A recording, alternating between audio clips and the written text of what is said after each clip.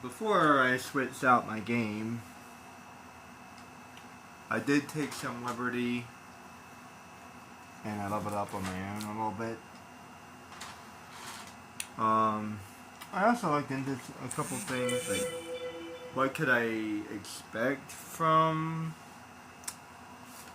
fighting Ketharoth, and it seemed like a lot of my suspicions are correct. So I would have to level up to level 80 before I even had any kind of chance. And several of them were recommending maybe even level 90. So that's probably what I'm going to do. I'm going to level to level 90 and then probably call it. Now, hypothetically, I could level up to level 99, but it shouldn't make any difference between level 90 and level 99. So if I still can't do it at level 99, at level 90, then there's probably no chance I'll be able to do it at level 99. Just to give you an idea, I would say Yasmet feels beatable somewhere around level 70. 75. That's pretty safe. But what happens is he totally 100% tricks you. So, like I said, he feels beatable at that level. You would spend an hour or 2 hours, or however long it takes, dwindling him down to his last 10% health. And then you get totally and utterly smashed. And then, okay, fine, you realize that maybe level 70 was too low. And your gear maybe not be 100% the best gear you can find. So you level up for a while, going to level 80. And once again, you get totally smashed. Now, all the recommendations, they say level 70 should be more than enough. Although they may be referring to, although something you have to be careful of, especially when it comes to Final Fantasy 12, is they're most likely referring to the Zodiac Age. So, the majority of tips that you will find, especially for 12, are all for the Zodiac Age. Almost every single one of them. You don't really find tips for the original version, not anymore. Needless to say, it feels beatable at a lower level. This is what my point was. So, if I don't even feel like I can beat Sephiroth at level 90, then why would I go all the way to level 99? So you see where, so maybe you can see my thought process there. Moreover, I'm not trying to do every single thing in every single game. For example, there are a lot of quests in this game, in Final Fantasy, in Kingdom Hearts. One of the quests being, find all the materia. I was looking, it's not like an obvious quest, but it is one of the quests. So find all the materia. That's not something I really want to do. So it actually kind of gave me an idea, and I want to kind of show you guys, I want to show you something kind of obvious. With a game that I've beaten to 100% many times, and I enjoy doing so. It's a relatively easy game, but there are some parts of this game that would make you want to pull your hair out.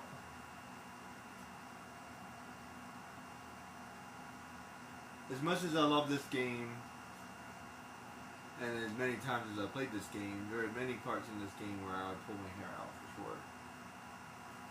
So, this is a small stream called Making a Game Harder Than It Needs to Be. And maybe you will see exactly what it is I'm talking about. Oh, I don't have a save file. Oh, that works.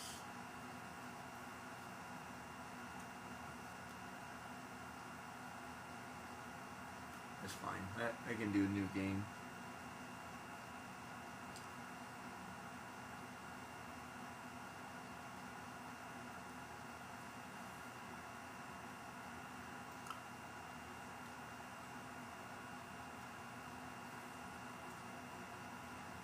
Now, unfortunately, in Jack and Daxter, I can't skip any of the stuff, so I'm just going to keep it muted for a while.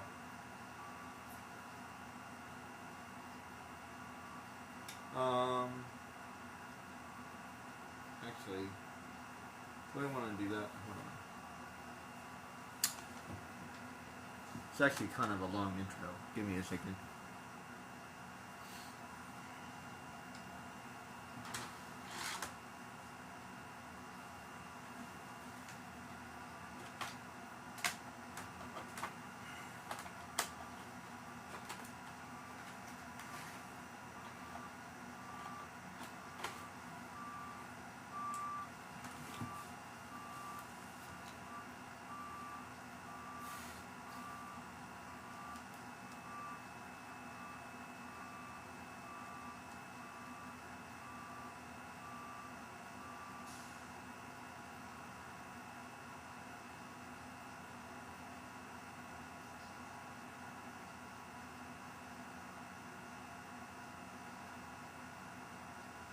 Oh yeah, I suppose. Oh, I can't do that. Never mind.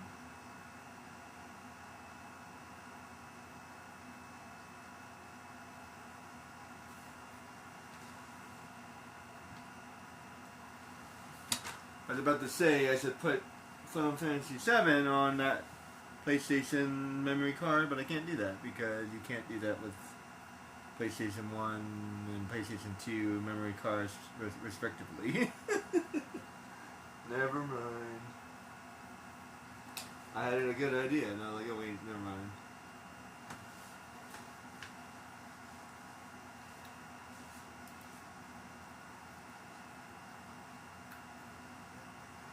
As a matter of fact, that's the one thing that they kind of dropped the ball on. The PlayStation itself is backwards compatible, but the memory cards are not. It's weird.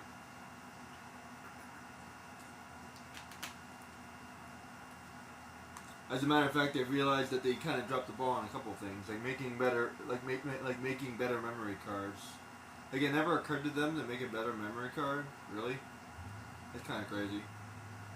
They just kept on making more and more of them. Did anybody end up collecting memory cards? I don't have that many games yet, but but both of these memory cards are pretty full, especially because of the way I like to play games. I should have done yes. Yes, 100%.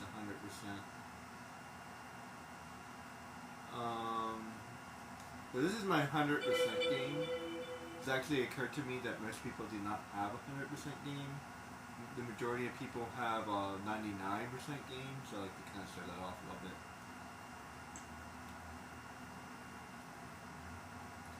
That's actually a really good example. I've seen a lot of people, I've seen a lot of YouTubers do a quote-unquote 100% game, where they get every single power cell, right? But they haven't gotten every single power cell. In order to get every single one, you need 101 Dalmatians, not 100. So in order to have 100%, you need to have 101. And I don't think I've ever seen anybody else do that.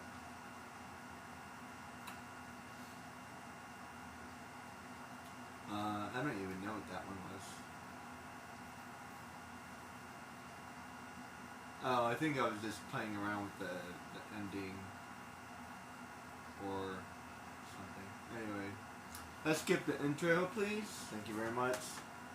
I already can't skip any of the other videos. I might as well skip the first one. This is a favor I did to myself a long time ago because I love this game and I like to replay it once in a while. But I don't want to have to sit through the intro every single time. So I saved it right here in order to do that.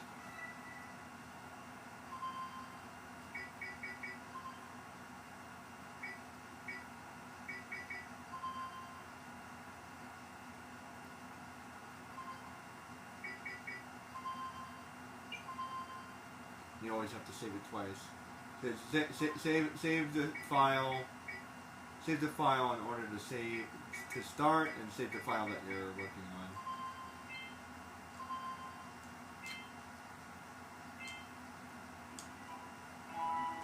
I hate that. I hate that menu. It's so counterintuitive.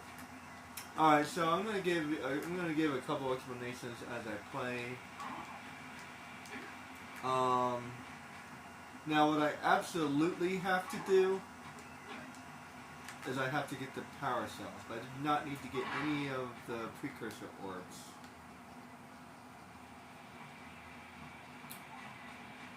So here's one example of a way I can make this game really hard for no apparent reason. I'm not allowed to collect any precursor orbs.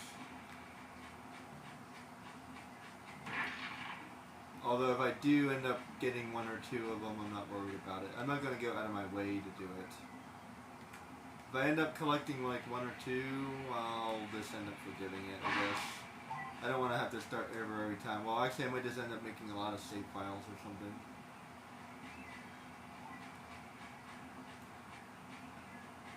Actually, I've seen other people's play strategies, and other people do something very similar to that. And I don't necessarily call that cheating. It's just really good saving strategy. Other people... Oops. I went into my normal mode.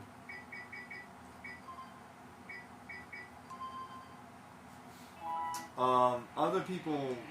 I don't know what other people think sometimes. But... Let's see. Let me just start over. Yeah, I wouldn't call that...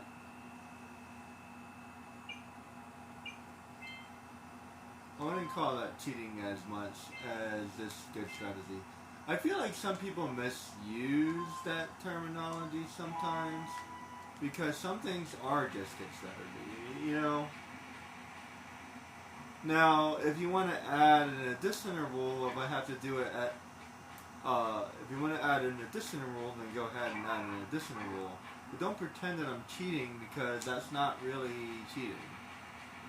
I can save this game at any point in this game.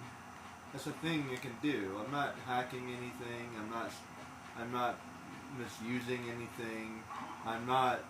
What's that one thing that people talk about? There's definitely a difference between this game and Jak and Daxter 2. It's kind of wild. The rendering and stuff like that. But anyway, so like, don't pretend I'm cheating when I'm not. I'm just playing the game. Like, I'm not... what was that? What is that called? It's called, I can't remember the term. I've heard it a couple of times. Where people, like, somehow walk off... Oh, out of bounds. Some people, like, there's, like, I don't know. I'll make it up because I'm not very familiar with it. But if I jump on this ever so correctly, and then I do a jumble, and I do a dive, and then I spin, and I don't know, I'm making it up. But like somehow I'll like walk through these rocks, and then go on the other side, and I'll be out of bounds. And it's like really wild looking. If you ever look it up on YouTube, I've never been able to do it myself. Not that I really want to do it, but that's clearly cheating. That's cheating, 100%. I don't care what anybody says. Because it's obviously not as intended to play the game. Now you could argue that playing it straight through is an intention of the game, but nobody expects anybody to play this game all the way 100% through. There's no way. It's long enough that I wouldn't recommend anybody to play it 100% through. Like seriously, it's pretty long. Like I said, it's long enough. It's probably about 8 hours. If you have kids, I would say, you're only allowed to do 2 levels or something, because it's a pretty long game. You're not beating this in one day, unless you have way too much time in your hands. It's not like Sonic the Hedgehog. Especially if you want to do some of this other stuff, like collecting the orbs and... There's enough stuff to do in this game that's actually pretty damn long.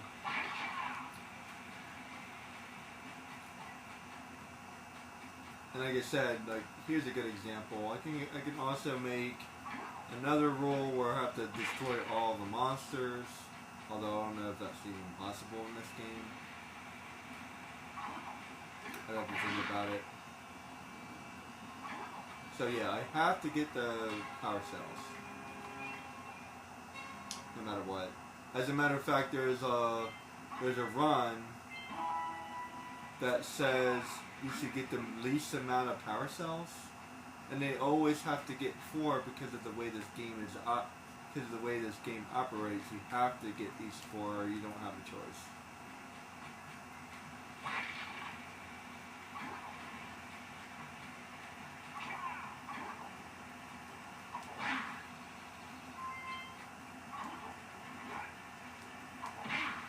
Speaking of getting all the power cells, you do not need to get all the scout flies, but you do need to get, what is it, 70 power cells, so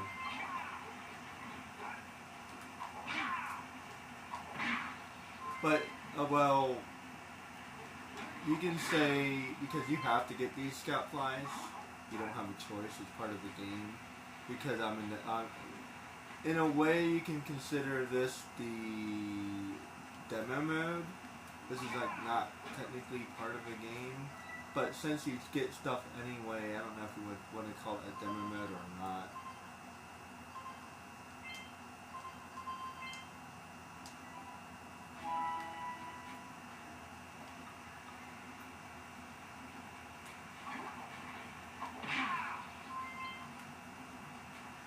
Anybody ever collect demos? I have one demo. I always completely forget about demos. Maybe I'll go out of my way to find some just for fun.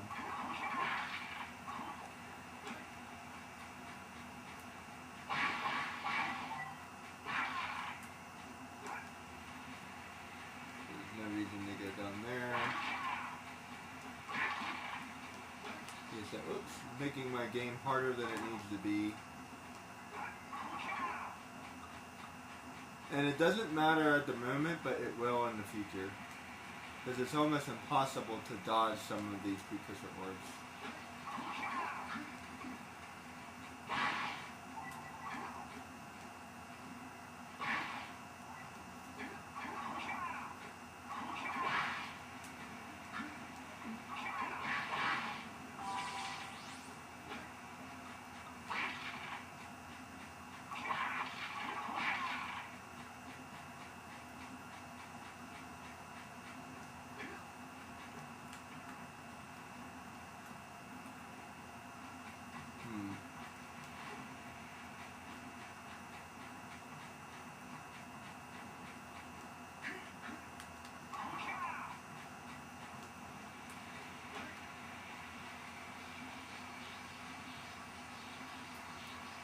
Oh man, I don't think that's possible.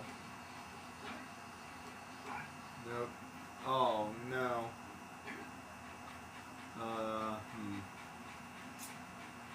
Because if I get that blue thing, I will get those orbs automatically.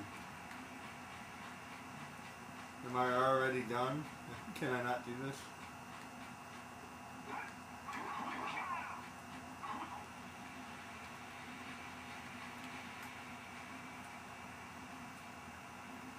I'm gonna see. I'm gonna try. When I started this, I wasn't sure if I could do it one way or another. See, if I grab that, that will collect those automatically. If I collect that, I'll get those automatically. Yeah, see.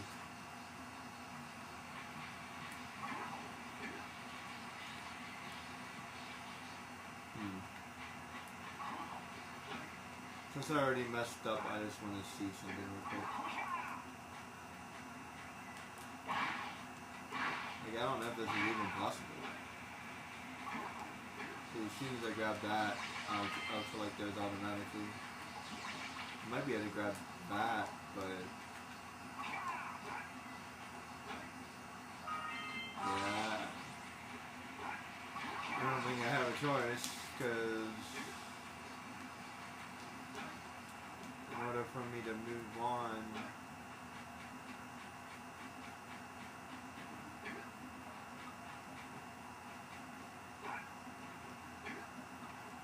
dodge those this way, but let's see. I thought that's what would happen. I can't go the other way, can I?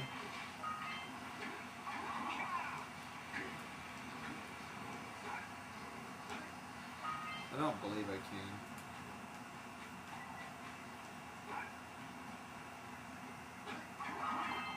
So I have to adjust my roll.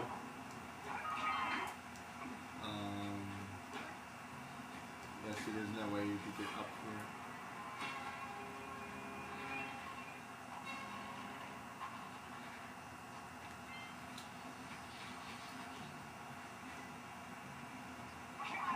If I was down here, yeah,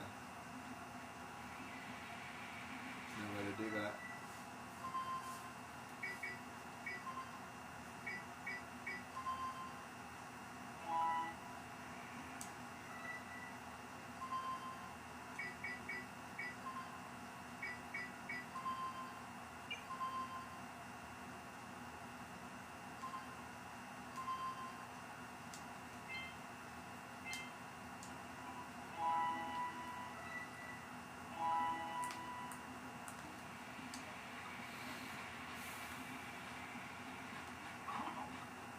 Alright, so I'll have to adjust it to get as few as possible.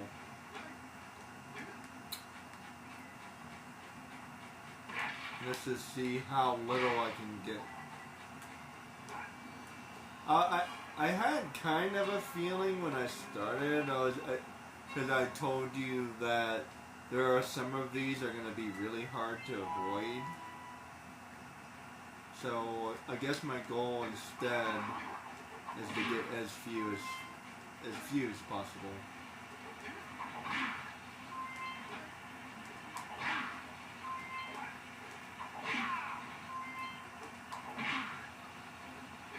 Because it's not, I don't think it's possible.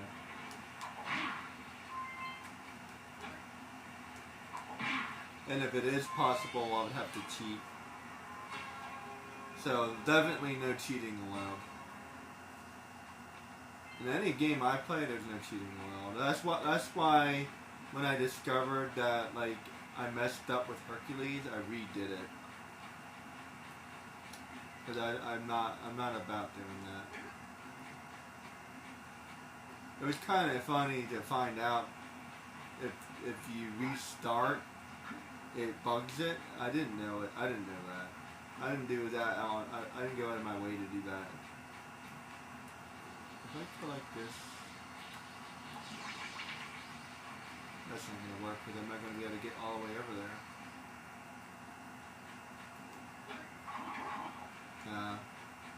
There's no way to do that. Hypothetically, I might be able to get this, but there's no way. I'm not going to be able to get. See, I'm not going to get that far. It's not enough.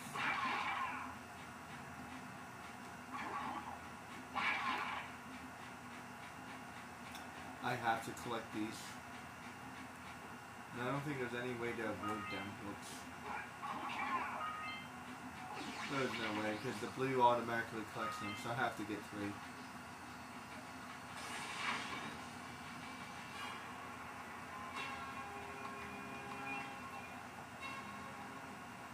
Okay, so I think 3 is the minimum so far.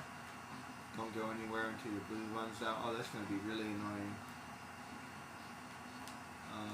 What if I go that way? Ha! There you go. Nice.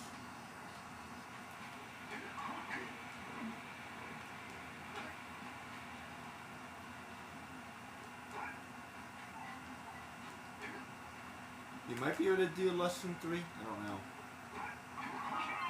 Oh, crap. I messed up.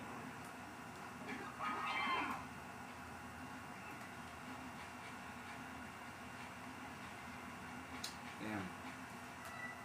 I'm gonna have to try that again.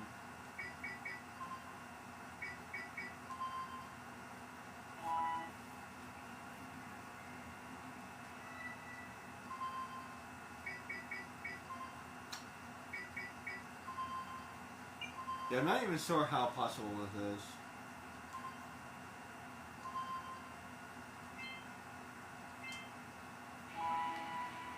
It always messes me up. I hate that menu. Anybody else hate that menu?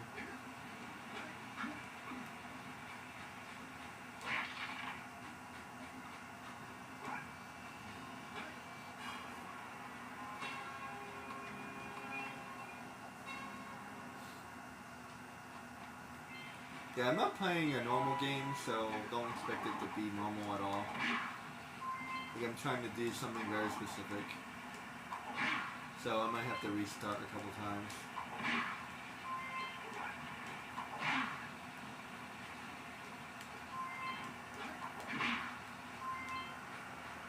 But you can already tell, like, because I'm trying to do something very specific, it's going to make this game a lot harder than it was supposed to be. And that's my point. Now, you can argue that some of these missions are necessary and some of these missions are not necessary. But what you fundamentally need to think about is what is necessary, absolutely necessary in order for you to beat the game. For this game in particular, you need 70 power cells. It's not possible to do it with anything less. Not without cheating.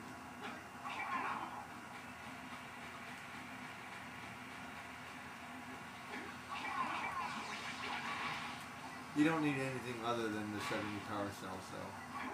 So if you collect anything other than the 70 power cells, and hypothetically speaking, you're doing more than you need to. So basically, I can call this do the absolute minimum to beat the game. And like I said, there's actually a special there's actually like a contest that somebody else started to get the absolute minimum, and I believe it was something like, I don't know, I want to say it was like 5 power cells or something like that. So they were able to beat the entire game with only 5 power cells. But yeah, I'm sorry, I'm just gonna have to call shenanigans on that one.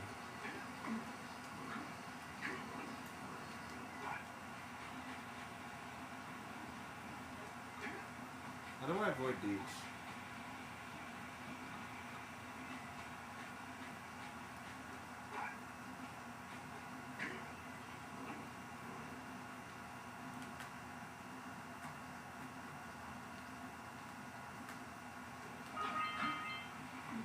Well, that wasn't too bad. I only got 2 of them.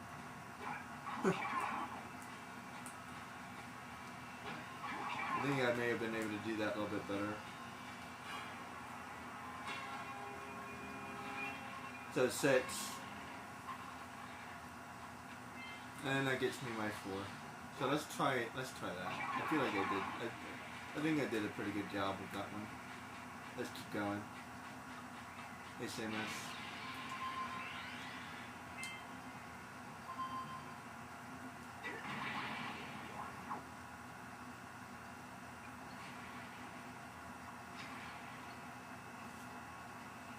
Let's take a break.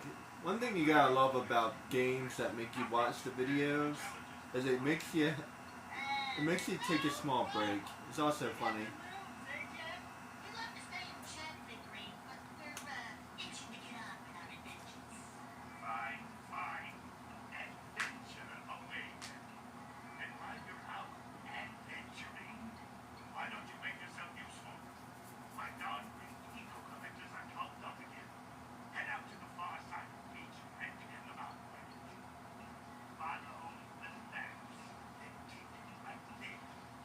I still don't know what he says there. Follow the what?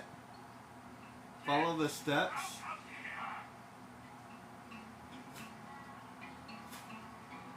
I have no idea what word he says in that sentence. Makes me want to put on like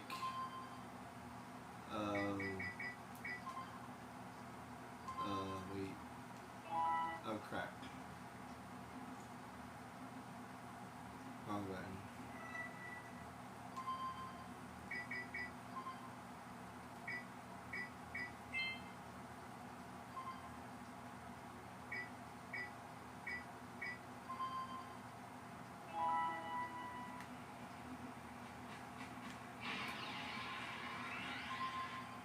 I'm gonna have to listen to him again. Sorry about that, guys.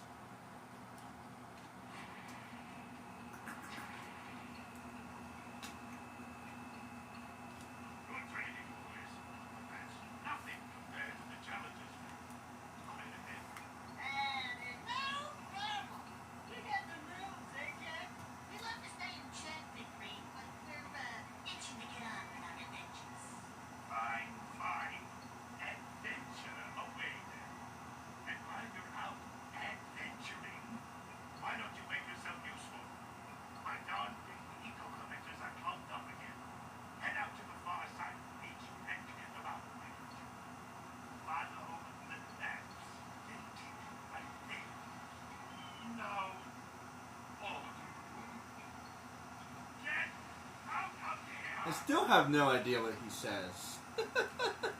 What are you saying, bro?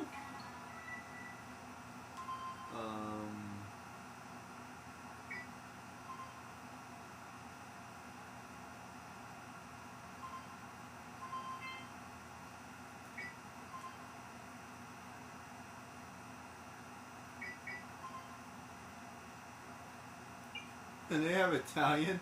Nice.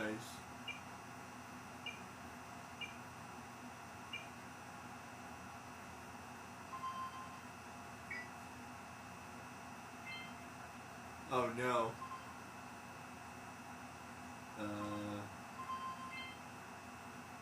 Crap. That's game. That's the one.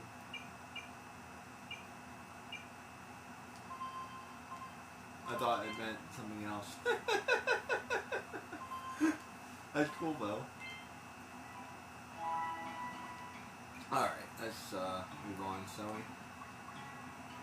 Follow the something. I don't know what he's saying.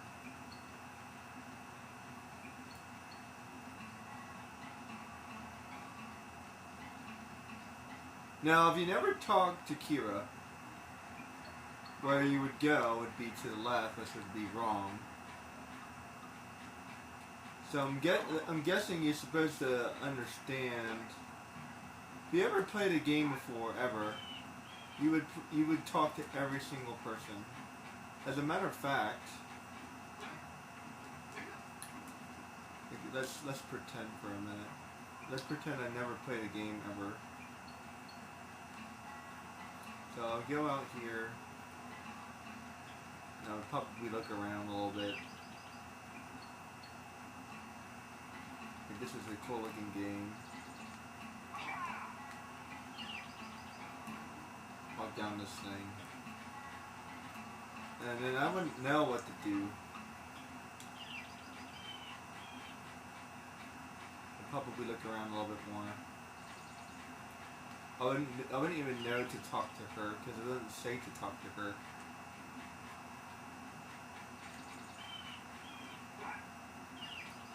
I'd follow this path. This is pretty straightforward.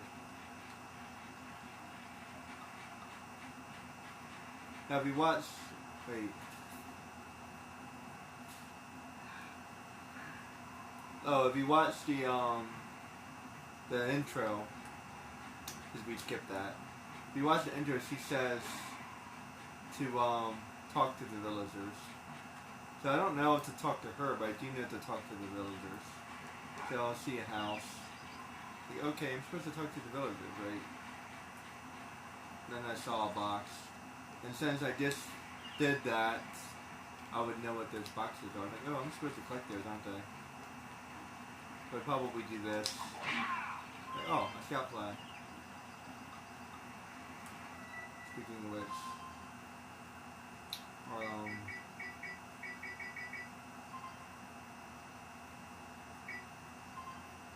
let's turn that on.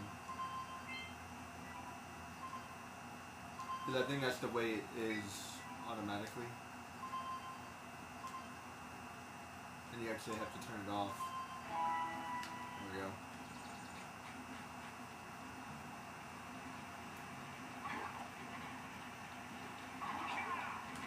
Now I'm not gonna do this because it wastes way too much time. But I would talk to him and then he would probably tell me about Fixing. Oh crap! I didn't mean to do that. Oh well.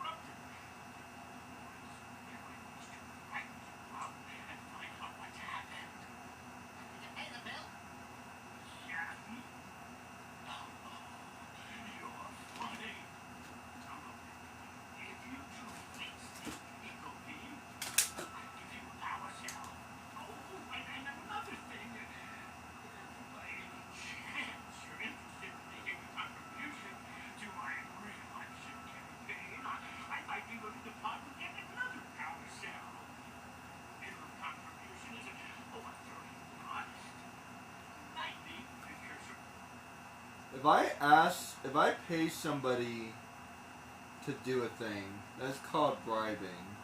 But what is it called if I'm asking for a bribe? Is that a word? Let me think about that. Extortion?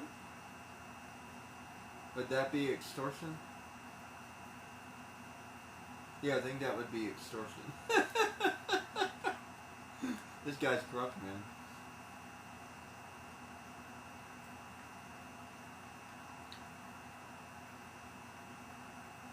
Then I would know to talk to him. Don't press circle, don't press circle. I would talk to him. He says, I need some precursor orbs. No. Okay, so he tells me to go to the jungle, which I do not know where it is. Because he didn't tell me where it was. As a matter of fact, nobody really told me anything. He kind of gave me some directions, the old guy. He gave me some directions to go this way. But this visually, I don't know why. I'm going this way and I see these orbs. Like, oh, let me go this way because the orb's there. So I'm going to follow the orbs. I have done that every single freaking time. I swear. There's just something, and I've seen other people do it too. There must be something very natural about these orbs. You're just following them. Talk to him. I lost my cat. Okay, I gotta help you find your cat.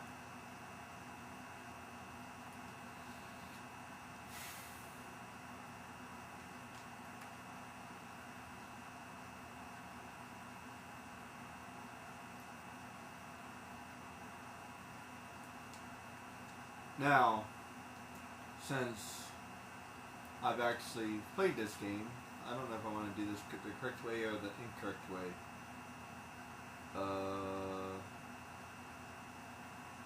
You know what? Why not?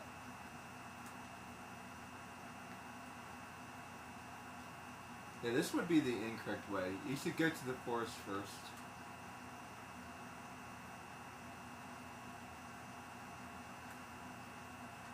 It would save you like a good amount of time actually. I'm not trying to do. Whoops. Ah. Crap.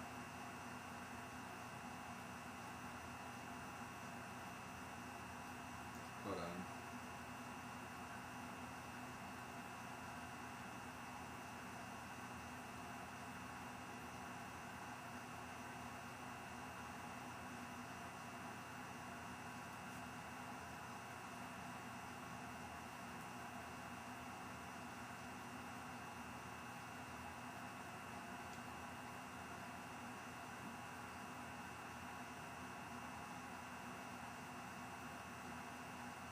Oh no.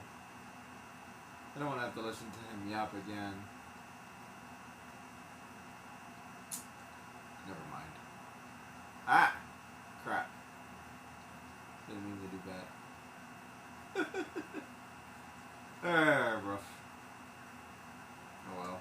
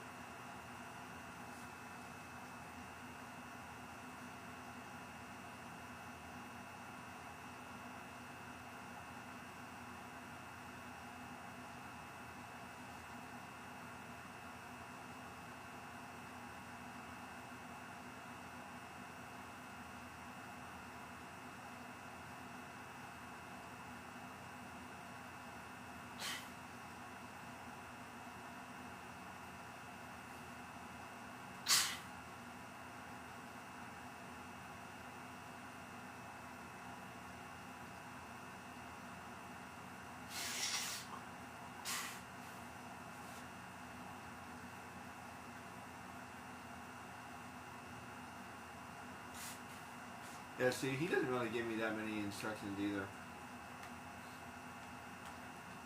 As a matter of fact, I wouldn't even necessarily know to go left. I'd probably just be looking around a little bit. Hard to imagine that you don't know how to play a game, especially when you do.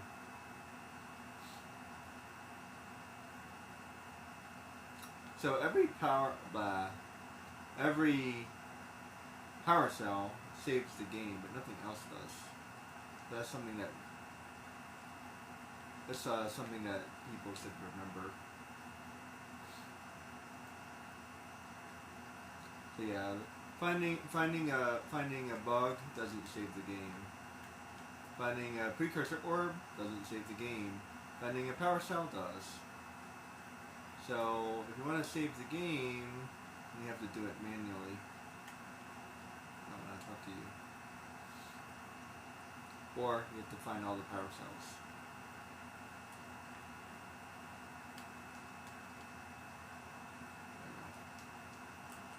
Okay, well, I did that because, well, actually, that's fine. So now I have 6.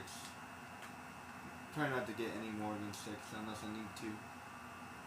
Especially don't want to collect any ones by accident.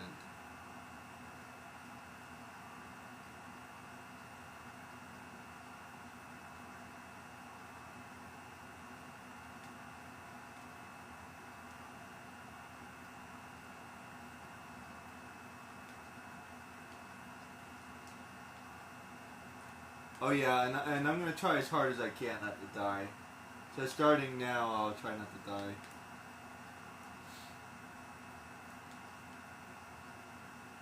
Just to make it even harder.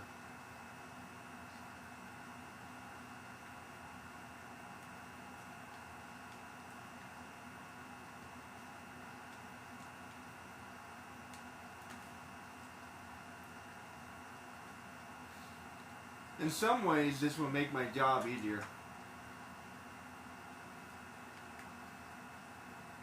In some ways, it will actually make it harder. It's interesting.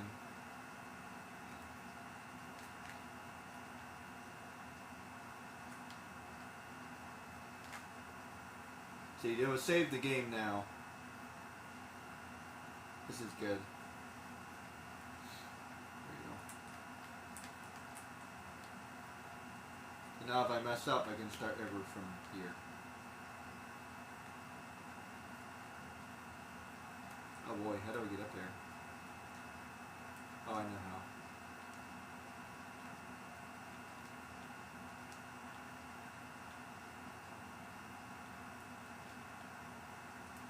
Okay, I'm going to have to use a little bit of knowledge in order to pull this off. I can't necessarily completely think I don't know how to play this game. If I was new to the game, I probably wouldn't have remembered that.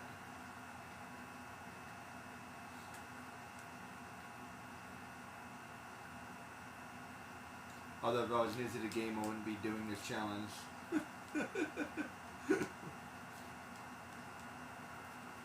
I'll just be trying to play as normal as possible.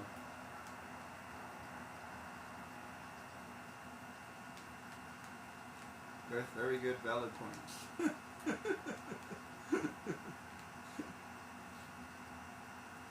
Oh crap.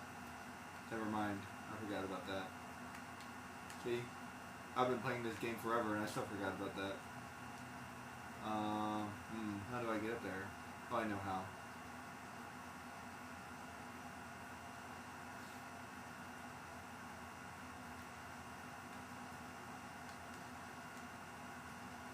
I mean, I kind of forgot about this one. And I almost never use it. There we go. Oh man, how am I going to get the pelican? Oh no. How am I going to get the pelican? It's going to be really hard. Oh no. Why am I doing this to myself? If I can't use the stairs, oh man, it's going to be hard. Maybe it won't be that hard. We'll see. I'm trying to avoid. Man, going out of your way to avoid these is harder than you think. Don't spin. Oh, actually, you don't need to do that. That works.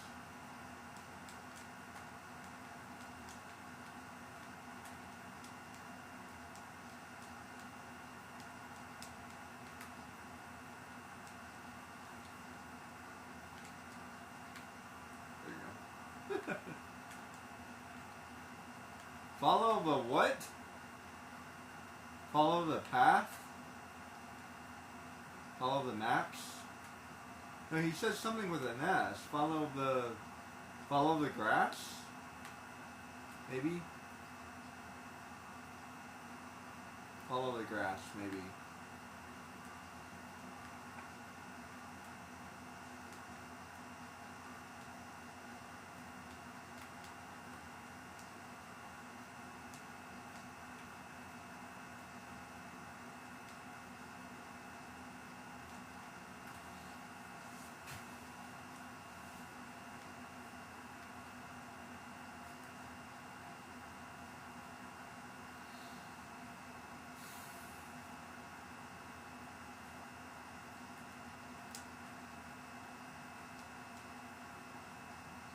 Go up there anyway. Bring us everything up here. Yeah.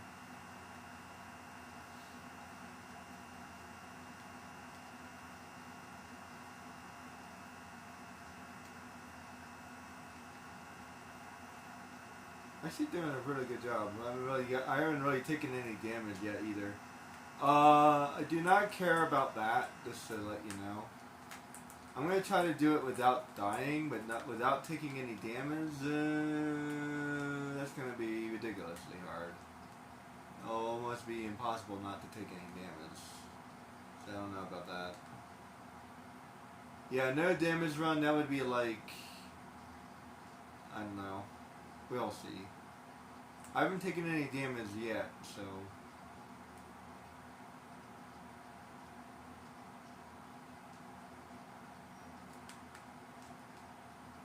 There's precursor orbs behind that. Actually, I probably wouldn't even know to... Let me tell you something. I probably wouldn't even know to look behind there. I know I missed them the first time I played. Probably really easy to miss.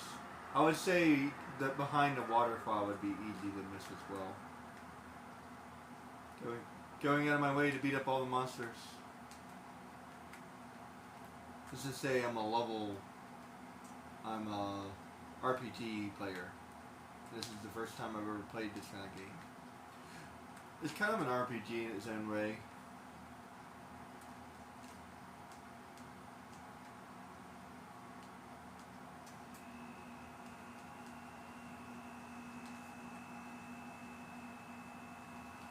As a matter of fact, I think the majority of games are an RPG in some way or another.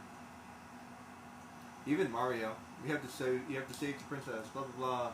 You talk to the toad.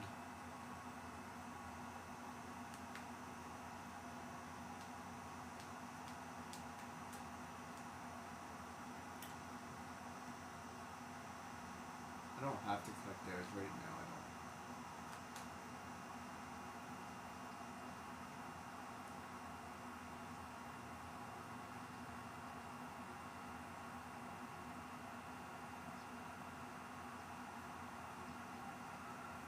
Kind of funny, like making a game harder than it needs to be, and before I forget. Now this is definitely not something I would think of. I think he might say something.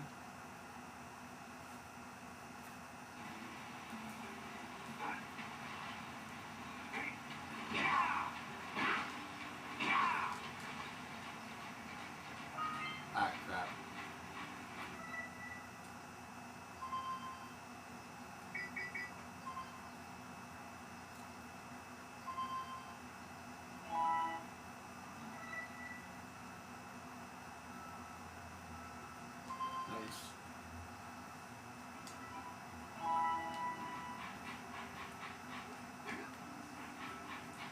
Now, this is something I would think of.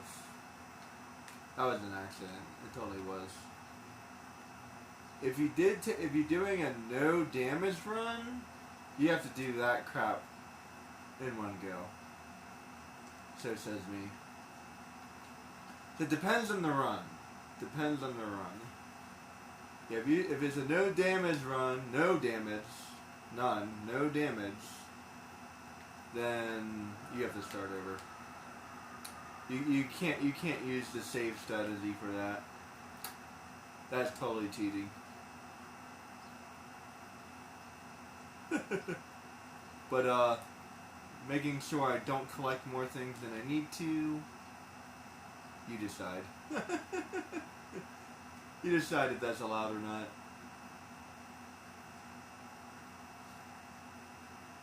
Maybe a certain amount of restarts. You get 3 restarts. Starting now. There we go. A certain amount of restarts. I like that. But for no damage, you get no restarts. None. 0. Because there's no damage. If you take any damage, then you failed, right? So you have to start all over again.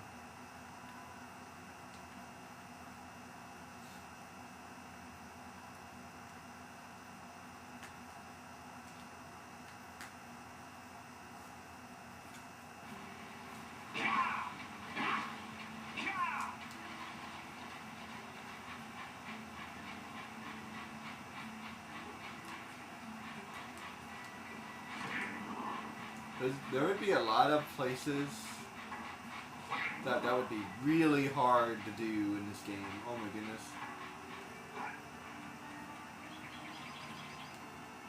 Like ridiculously hard.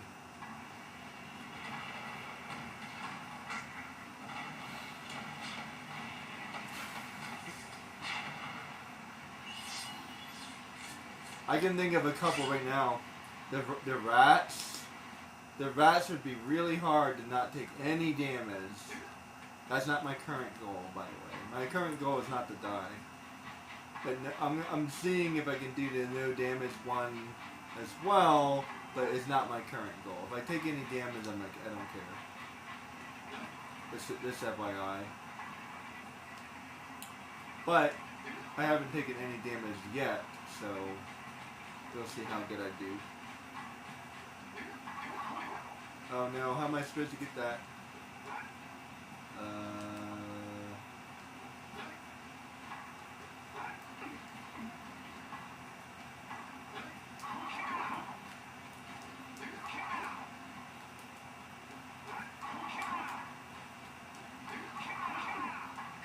Oh boy, that's going to be hard to do. There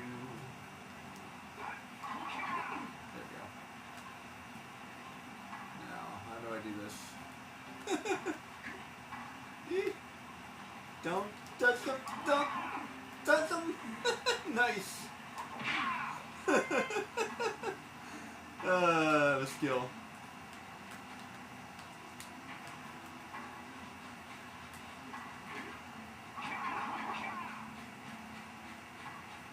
Oh, I forgot there was a box up there.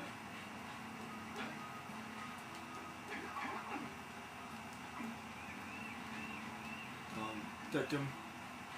They're radioactive. Okay. Not bad, not bad, not bad, not bad. I don't have to go out of my way to kill every bad guy. But we're pretending that this is an RPG. I just leveled up.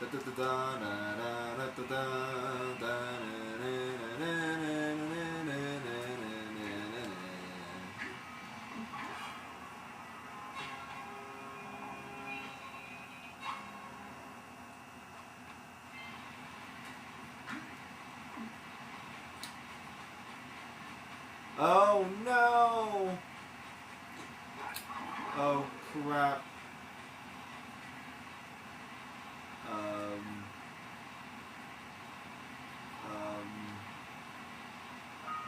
No. Crap.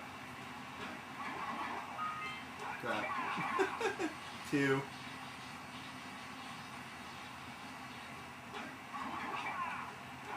I'm gonna have to forfeit on that one.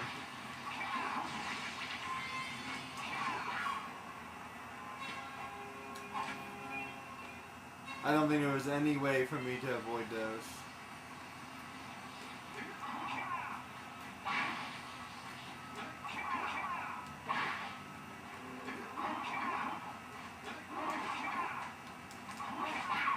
No damage yet. Oh no, took damage. I hate that. The freaking... I didn't know where he was. I think I was, preemptive on that a little bit. Oh well. Like you said, it's not a goal. It's not a goal.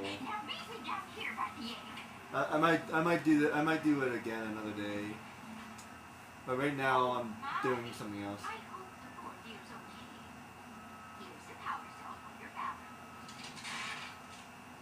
Here's a flip loot. Alright, went one.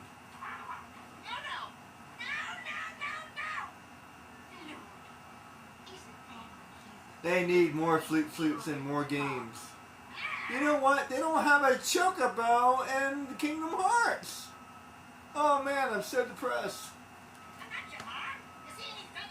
I want a Chocobo. I want a Chocobo. Note to self, I want to do like a fan art design of Sora on a Chocobo. That would be cool. That would be cool. Sora totally wants a Chocobo. And knowing Sora's personality, he would love the Chocobo, man.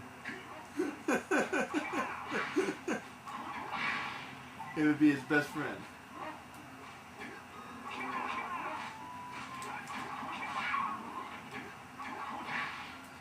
Kyrie too. Kyrie would absolutely love a Chocobo. Come on. I don't know about what the hell's his name? I don't know about Riku. He probably would like a Chocobo too. He would want a dark one. A dark Chocobo. With a black Chocobo. Oh man, Riku would totally have a black Chocobo.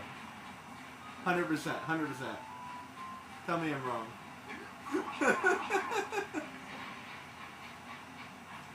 Sora would have a red Chocobo.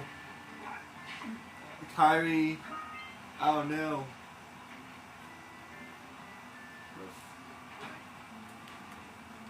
Kyrie would have either yellow or blue. And that's acceptable. I think I have to come up here anyway. I'll try not to get any more than, we'll just see, like I said, we'll just see how few I can collect.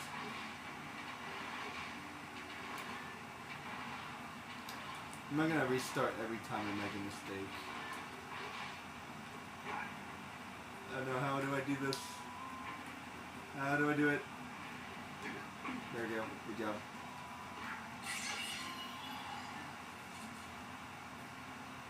I guess I would try to get less than like, I don't know, like 20.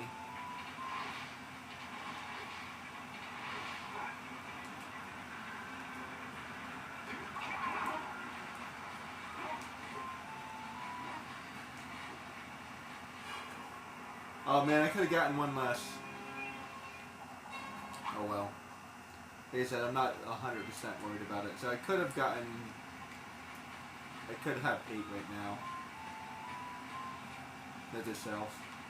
Maybe it's worth trying again at some point, but we'll see. I can't do any more damage around here, so let's move on. So I'd be completely and totally confused if I was a new player. They need to have more, like, what do you call it, explanations in games. Especially early play. I would expect a gamer to understand the game by, like, the second or third time around. I mean, excuse me. That's not what I meant to say. I would expect a gamer to understand the game by, like, the second area. Maybe not the second area. Maybe by the third area. By the third area, I would expect you to understand and no more tutorials. But like, you need to make tutorials a thing, man, because I would have no clue what to do. If I was playing this game right now, because I don't read, I just feel like a game should be intuitive. Although I feel like this game is relatively intuitive. I don't know what about this game. It's pretty intuitive. But anyway, so what I'm talking about is this. I see something cool in the distance. go out of my way to collect some health. How do I activate this? I don't know. And then I already did the thing earlier, so I would think I'll look around for some blue eco. That was cool. He said, I'm not allowed to die. No dying. Damage is fine, death is not okay.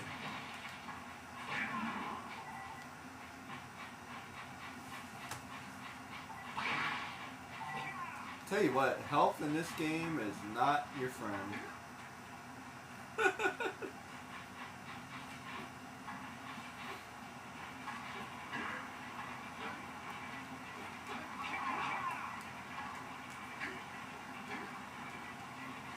So, where's blue? I think the only blue, and this is just me messing around right now, so don't worry about it. Oh, that's true. I'm kind of like doing two things at the same time. I'm not really focused on either goal. I'm just kind of messing around a little bit. So here's, how was I supposed to do that? I don't think I could. Yeah, I think I would have to collect that one. Don't touch it. See, you can't touch that.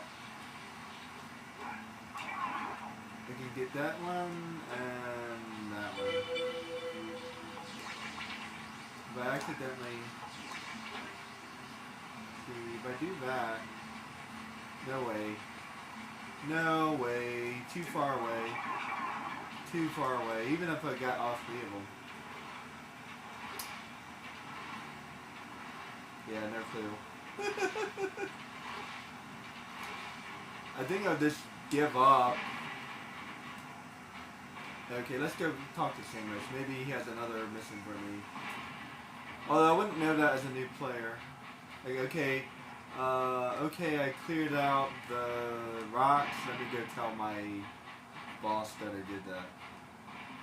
There you go. That would be solid thinking. I think that would be fair thinking for a new player. I think I did all the things I could do in this area. Let's go back.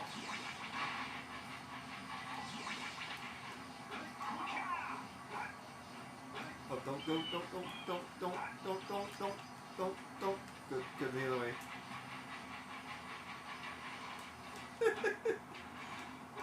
Stupid blue ego. Collecting things.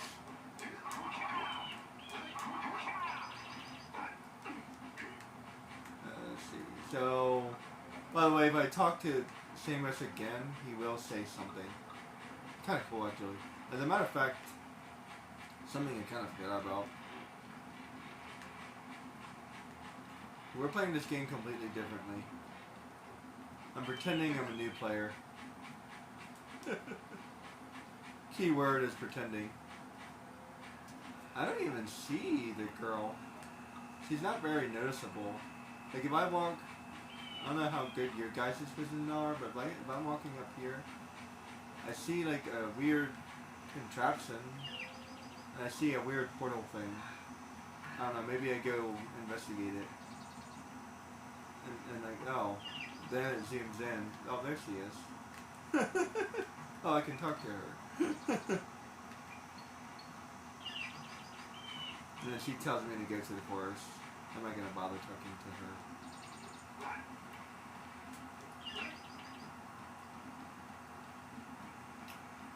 I believe... Do you have a new thing for me to say?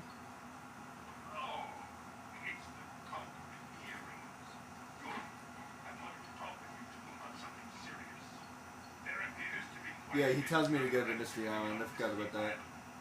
I can see the bump hogging the precursor silo from my lookout tower.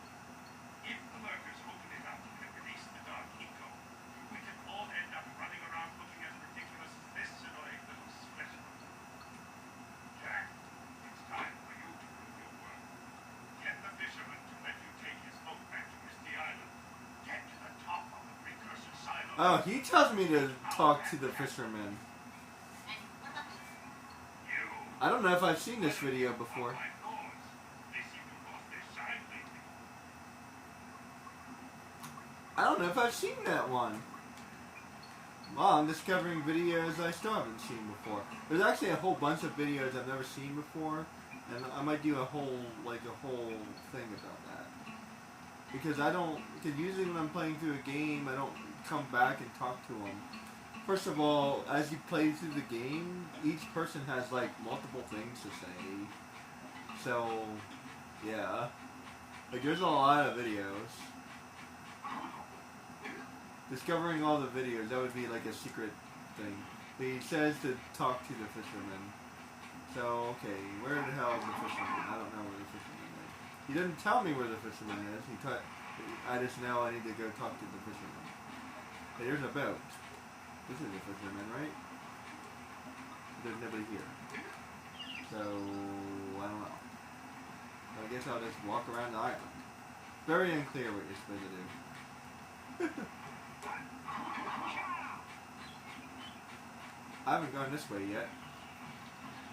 That's pretty much what my thinking would be. Yeah, I haven't gone this way yet, so let's investigate this way.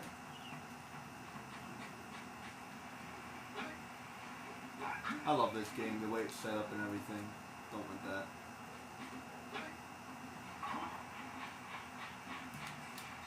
This is, I'm just gonna skip this video. You have to talk to him anyway, but at least it saves me some time by not talking to him.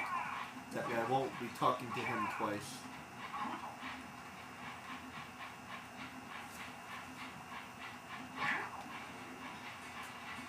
I have to skip those. I just realized that. I have to skip the oracle. Because I can't do the oracle.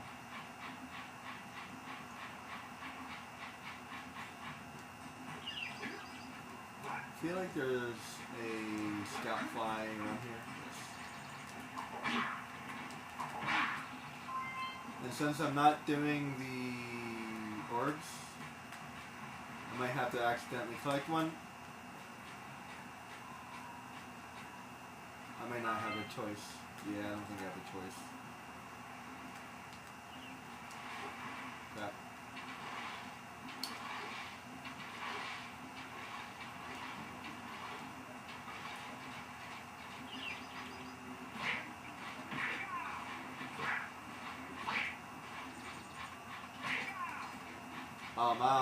I have 10 already. If I wanted to, I could have 9, but... Hey, where are you going? Yo. Get up.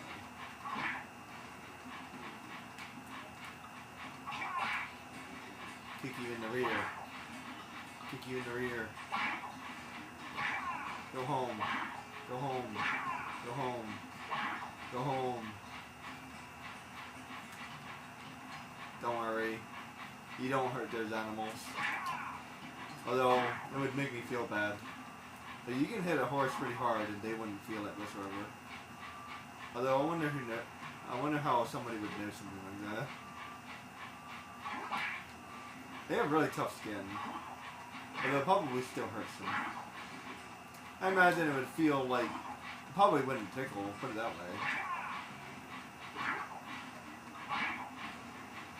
They're not gonna love you for it. Those animals tend to be pretty sensitive. There you go.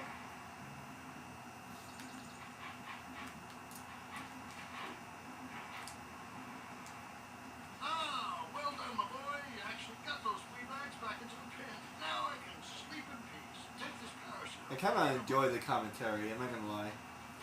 As long as the videos are kinda short, I don't mind it.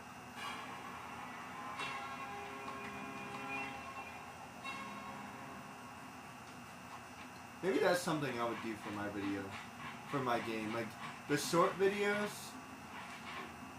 are okay, I don't mind them. It's those long videos, those are the ones that should be skippable.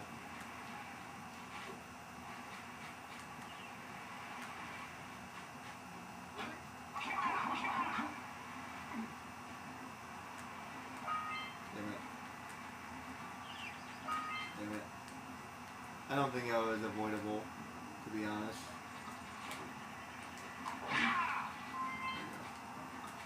There we go. My scout flying. Where the hell is the other one? Oh. It's over here, I think. Yeah, I swear I would never find this one. Because I wouldn't think to go into his house. As a matter of fact, I almost forgot about it. I just played this game so many times. There we go. Just have a habit of like checking everything. And I got 12 already. More than I was expecting, to be honest. Those last couple ones were pretty hard to avoid. Let's go this way. Now that I helped out that old man. I'm doing good. I'm like a hero. Okay. Now you can totally avoid these. I've actually done it. Just don't spin. Oh crap. It's fine.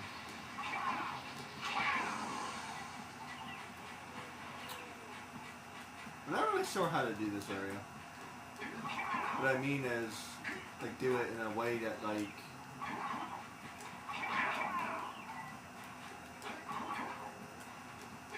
optimal. Like, how would you do this area in an optimal way? I'm not really sure about that other area either. I think you don't have a choice of collecting these. I can avoid taking that one. That.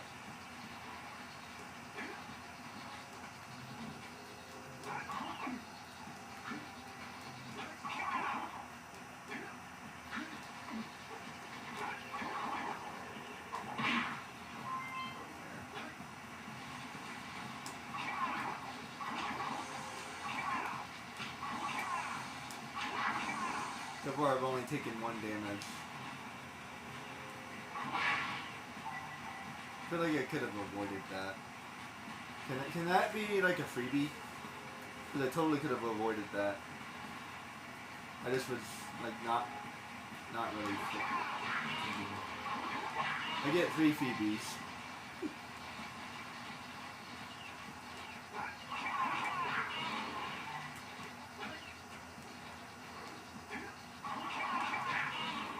Let's just pretend that never happened, shall we?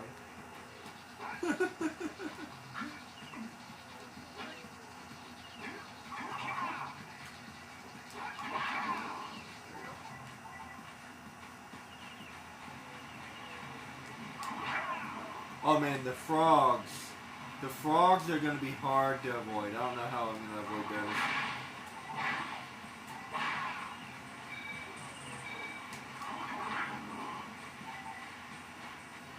Yeah, no damage would be pretty impossible. But I can totally do it without dying, I think.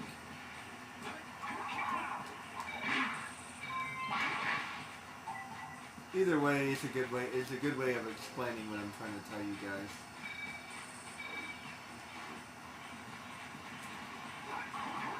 But you can already see, like I already have 16 orbs.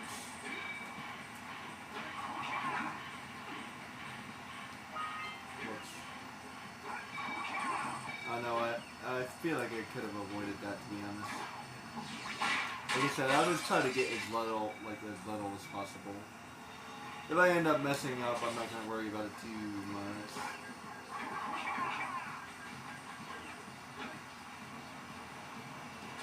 I don't think I would find this one. Doesn't look like a door that you would use. Oh, I mean there is the blue thing above it, but still. Oh. I'll tell you why I would never think about it. Because I would do this first. And then I would lose the blue charge.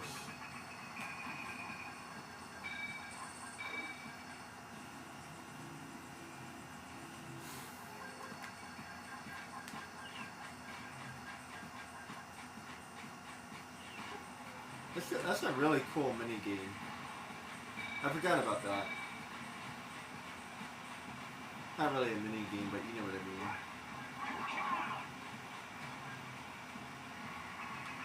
What would we call this? First person shooter?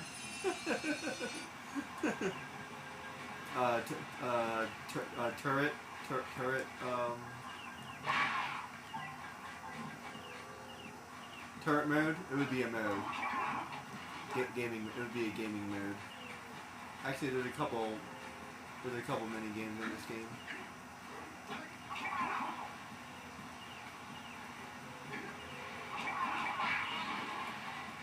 How do I get back over there?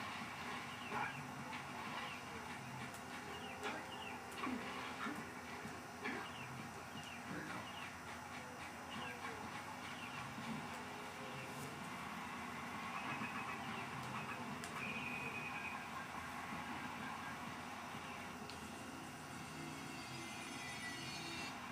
Like every time I make an executive decision, I'm gonna let you guys know. And what I mean by executive decision, I mean I'm making a decision as a gamer that's already played this game. There's no way I would figure that out if I haven't played this game already. So, just letting you guys know. I missed it! Yes. There you go.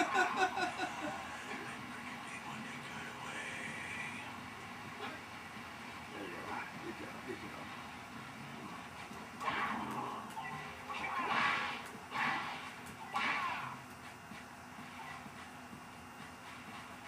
Oh, I'm gonna have to collect a couple of those orbs because when that launches you out, you don't have a choice other than to collect those. That's a shame.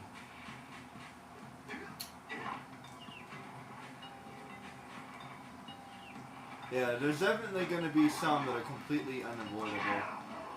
I wonder what the least would possibly be to get your best performance. Like how few could you go?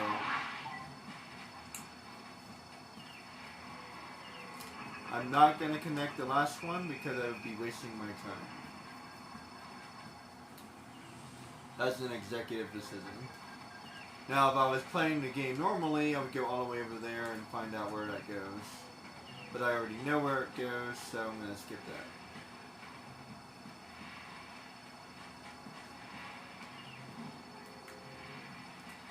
I don't think there's a way to avoid these. 1, 2, 3. Maybe I could avoid the flies as well.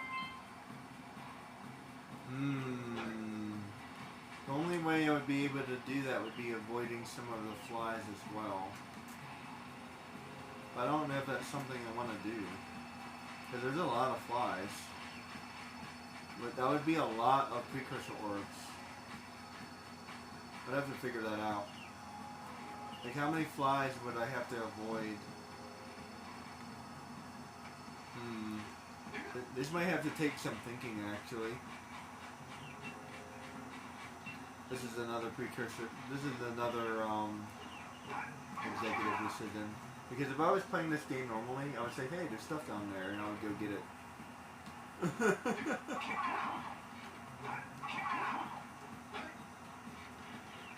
I wouldn't try to cross first. I would try to collect everything as I was going. So up, down. If I saw something, I would go get it, and then come back to what I was doing. But that's kind of how I think.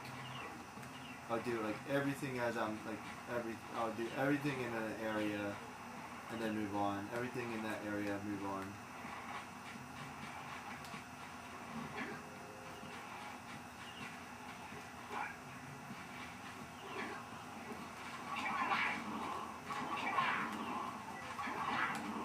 And I'm doing a good job not taking any damage. One touch that plant. The boss is going to be hard. So let's pretend the first one didn't happen. I'm not sure if I'm going to be able to do the boss or not. So we'll see. As a matter of fact, I might die here.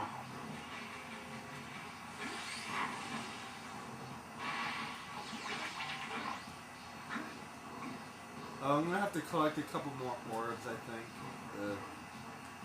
Yeah, I would have to avoid. Oh man, there's no way. I'd have to totally avoid the flies. I'd have no choice other than avoiding the flies. Let the self. If I want to do as little precursor orbs as possible, I'd have to avoid the flies. Let the self.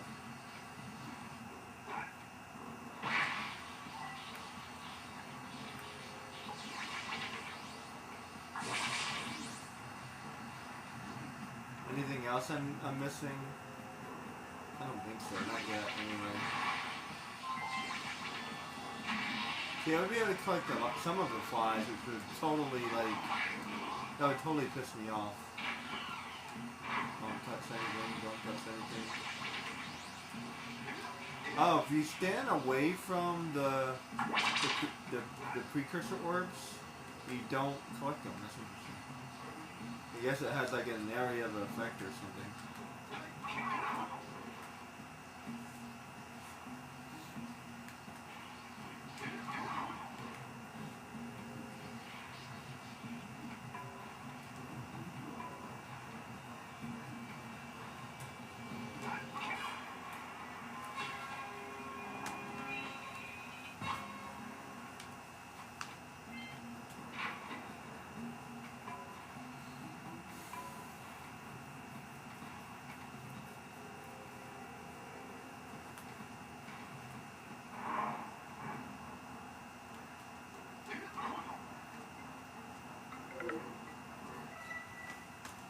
Oh, I completely forgot to plug in my phone. Give me a second, guys.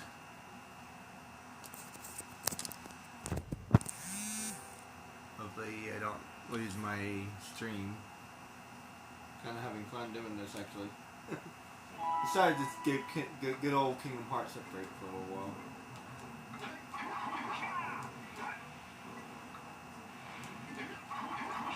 This is a stream. I'm not really taking this very seriously at the moment. But at the same time, what I'm trying to tell you is serious. That was pretty good.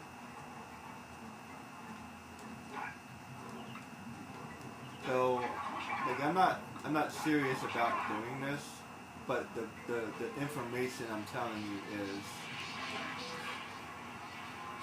because really you can make a game as hard as you want to if you really want to.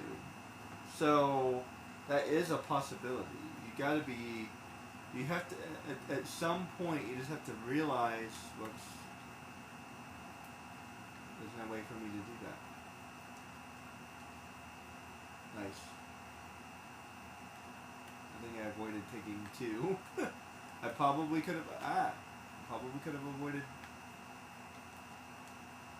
Wait a minute.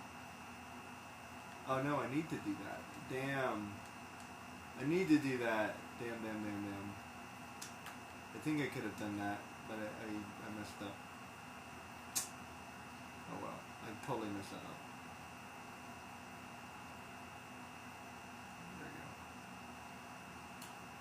I don't need to do that. Don't need to do that either.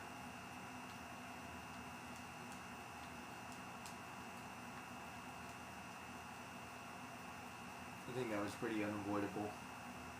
And I already got to 40. Yeah, way more than I was expecting.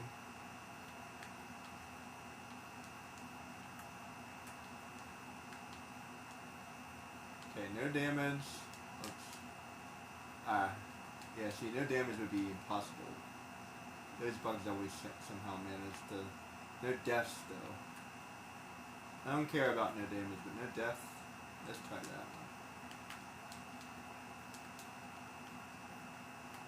I can do no death. I think. I'm feeling very confident.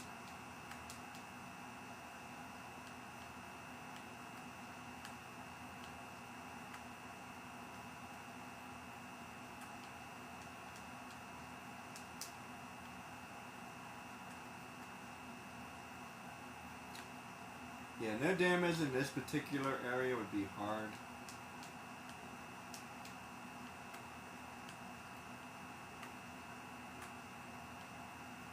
But this is not even the hardest one. It would get harder later game for sure. Speaking of things I would never figure out, you can jump on his head and get some precursor orbs.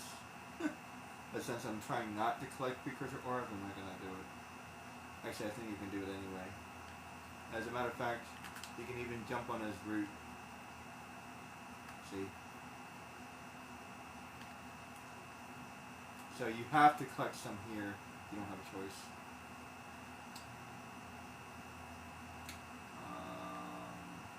That one.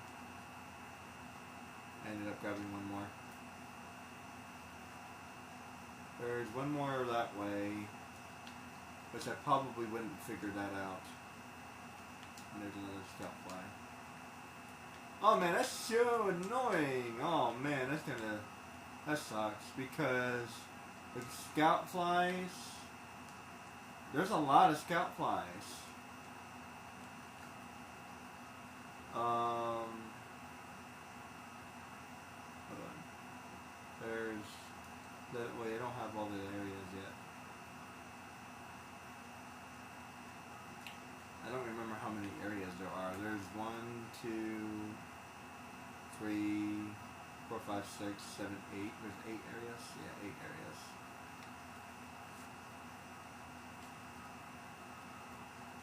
As a matter of fact, there's even more of them because all the mini areas as well. 8, 9, 10 areas.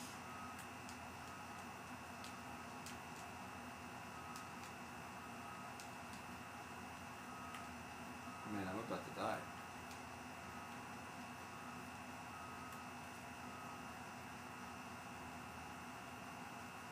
It is impossible to get any health in this game. Seriously, oops.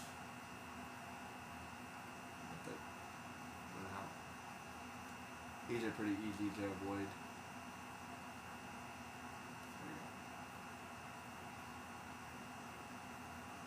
I definitely have to grab as many power cells as possible. For sure.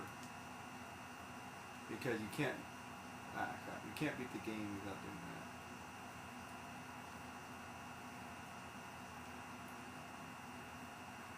I could have avoided that one.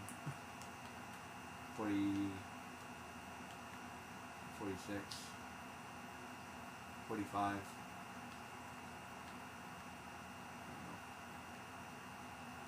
Let's talk to Mr. Boat Guy. Which I would not know where he was. The only thing is because I turned off the sound, I did remember a sound, but I wouldn't remember where it was because I didn't go investigate it. Now, considering the way I play a game, I probably would have investigated it. So let's pretend I did that. Ah, crap.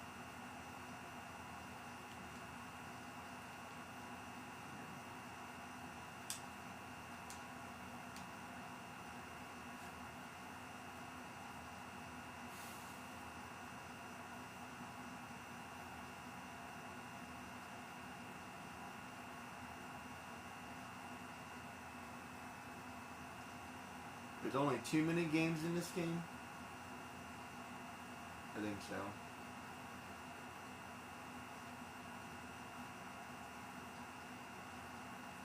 This one might take me 2 or 3 tries. It's been a minute since I've played. Sometimes I can do it in the first try, sometimes I can't.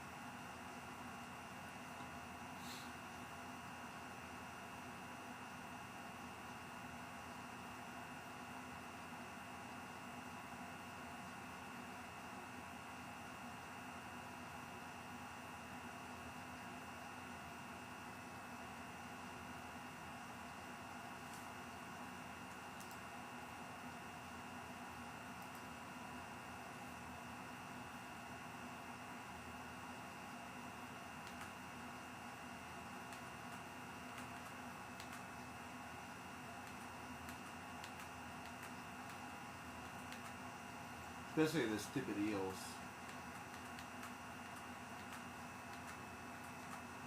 Now I have no idea to go back to the beach. I would have no idea to do that.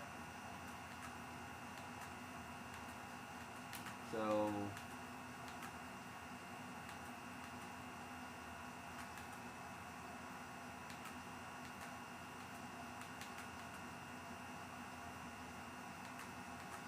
there's another thing that you could do. No misses. Oh man, that would be hard. This is a relatively easy game, but that would still be really hard to do.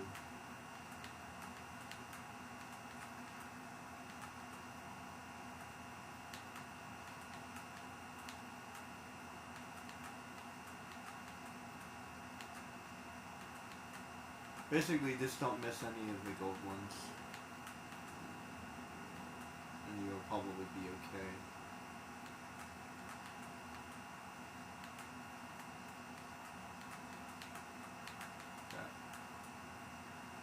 Count one of the red ones.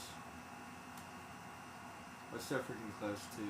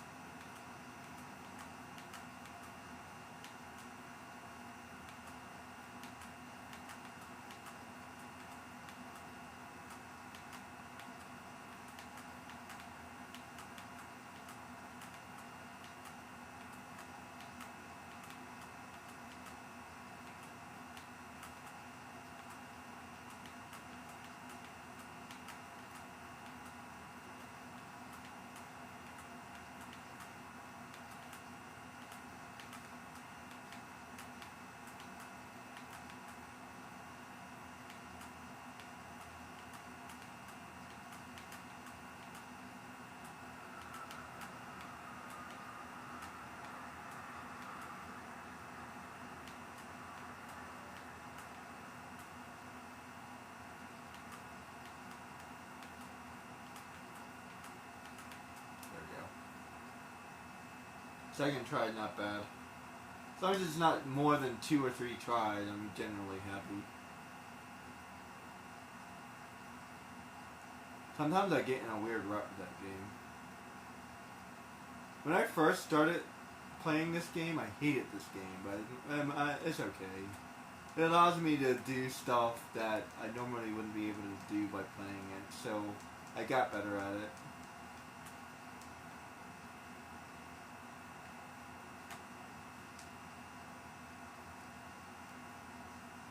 And let's connect the last speed. And pretend I did that earlier. Basically what I did is I saved myself approximately a minute of time. I don't want to do anything more than like... I'm not trying to speed run the game, but like I don't want to take more time than I would need to. I think I'm about to run out of my health.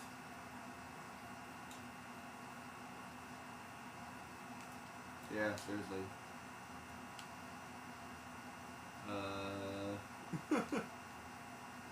Jack needs health badly.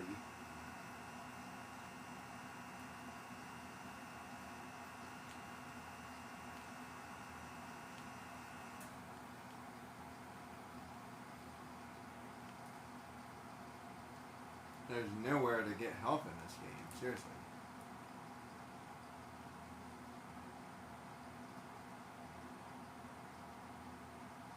Now I have no idea, so now he said to go to the boat. I'm supposed to get him to Misty Island. Maybe if I talk to him again, he would tell me, he would remind me to get him to Misty Island, I think, is what he does. So I think he just says the same thing. Pretty sure. I think you have to be done Misty Island first before. Speaking of which, I could actually move on by now. But let's go to Misty Island, because I need more power cells. Because I'm nowhere close to 70 without the precursor orbs. So I'm going to have to do some extra stuff.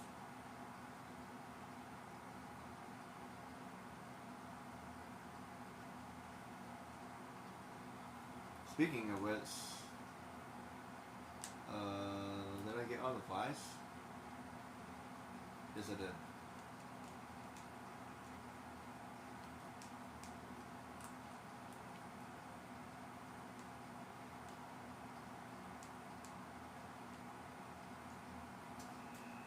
Taking no damage in this area would be really hard.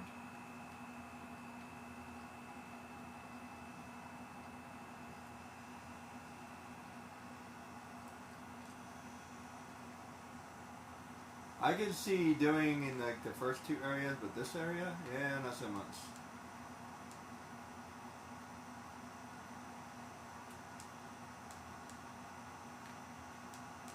Didn't really explain what that blue thing did it?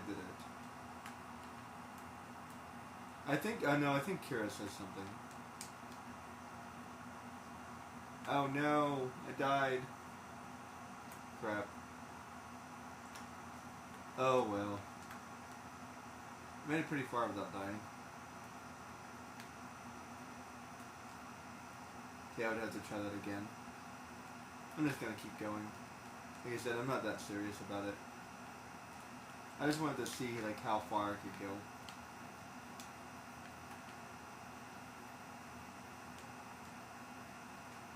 Oh man, getting this cat would be really hard. See, I'm just trying to figure out just how hard this would be. This is going to be ridiculously hard. See, I'm not even kidding. He just pushed me into that orb.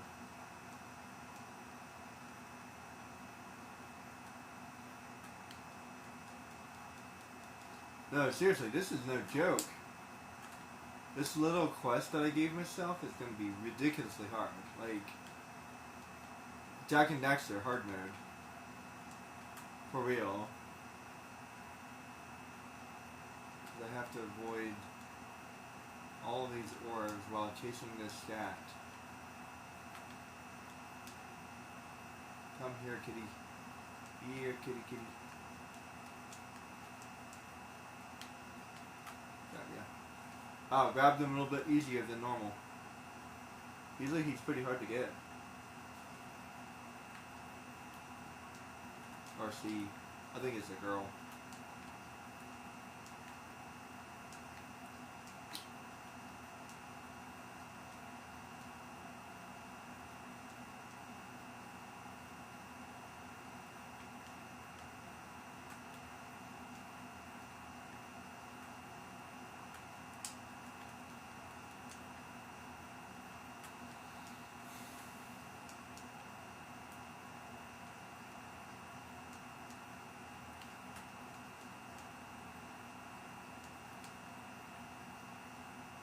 There's definitely some flies I would be able to collect. And that's going to have to be something I might have to figure out. I really didn't have a choice of getting that one.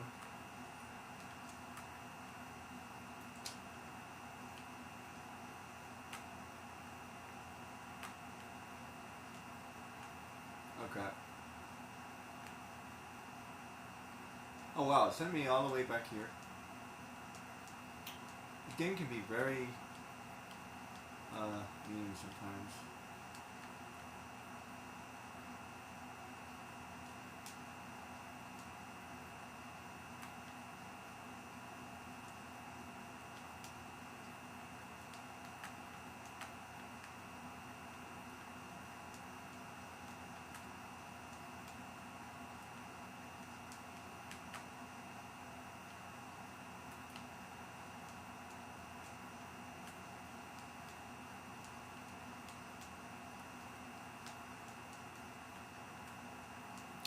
Okay, I might not have a choice in here. I think I have to collect a couple orbs.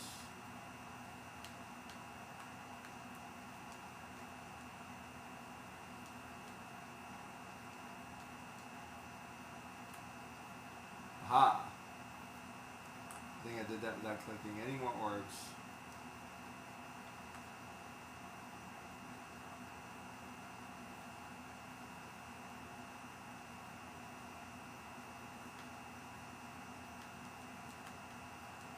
Oh no.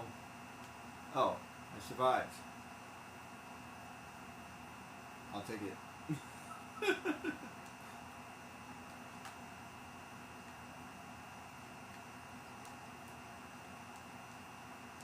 Yeah, this game turns into Death City really quickly. It's all calm and easy in the beginning, and then suddenly you're dying left and right.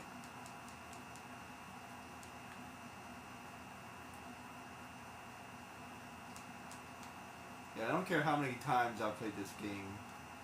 Doing this without dying would be impossible. I don't know how anybody would do it.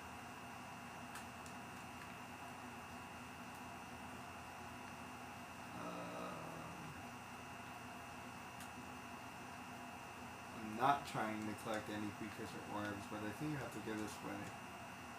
I think.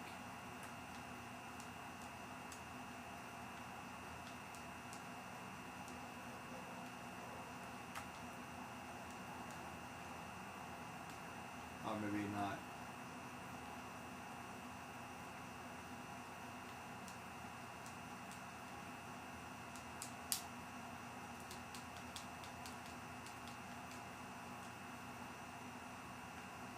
So here's the first area I was talking about.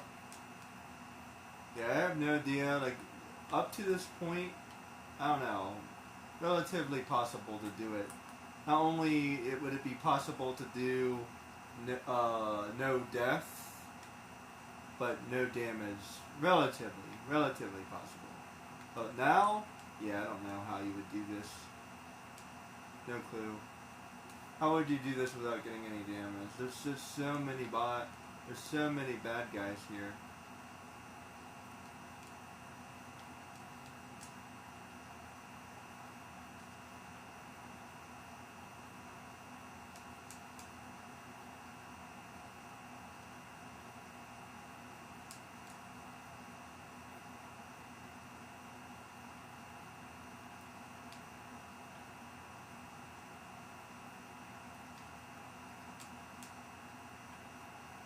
The rats would be really hard to do too.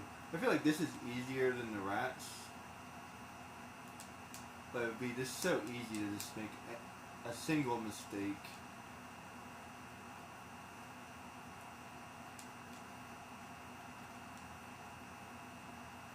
All you have to do is mess up one time. And you have to keep on moving because otherwise the bombs will hit you.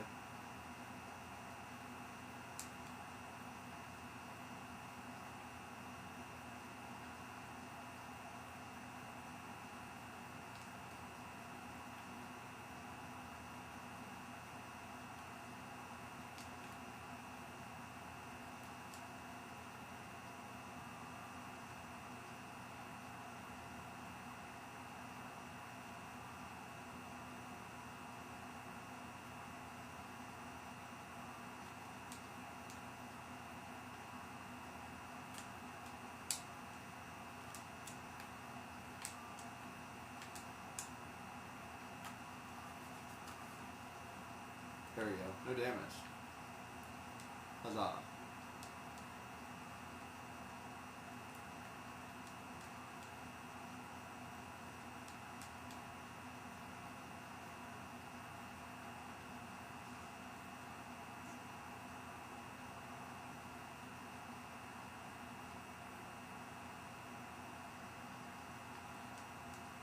And you have to make sure that you don't jump from anything. Because if you jump from something, unless you spin exactly correctly, you're going to take damage.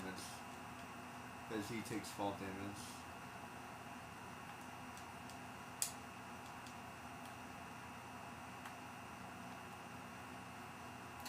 I think there's orbs this way. Oh no! I died again. Well, start a death counter, guys.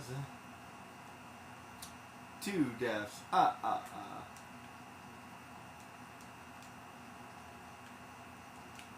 not saying this game is hard or anything, but trying to do it the way I'm saying is. This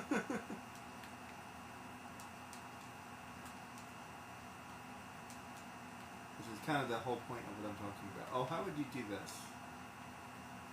You'd have to avoid that altogether.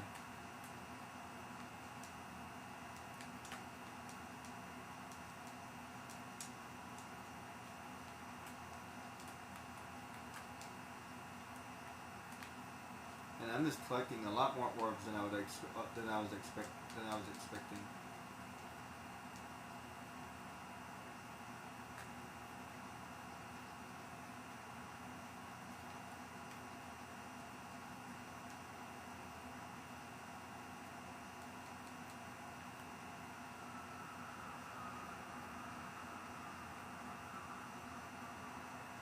Oh no. Wait, maybe. I don't think I need all three.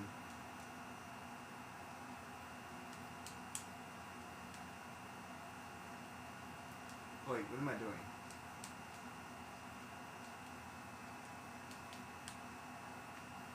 Why was I doing that? Force of habit, that's what that was.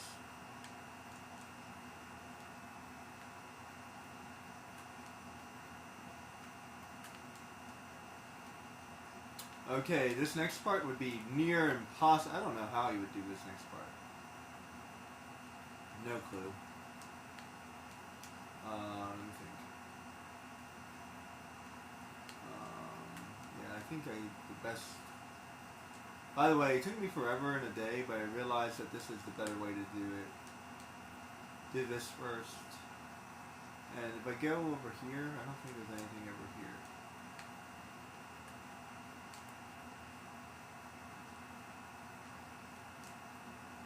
Yeah, see, I think this just takes me back to the beginning, right? Yeah, this is where the cat was.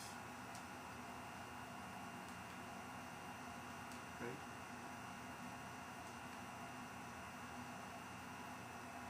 Yeah, this is where the cat is.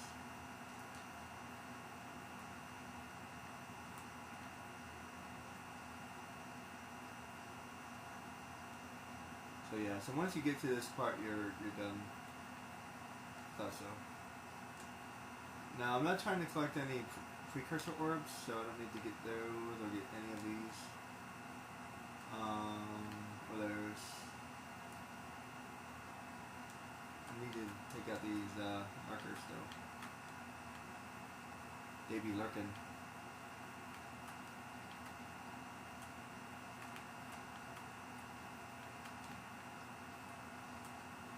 It'd be actually surprisingly hard to do this without taking any damage.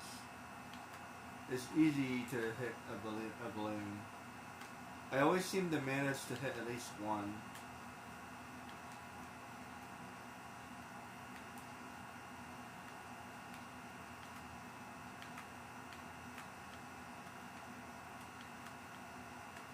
Matter of fact, I'm like nearly dead. Again.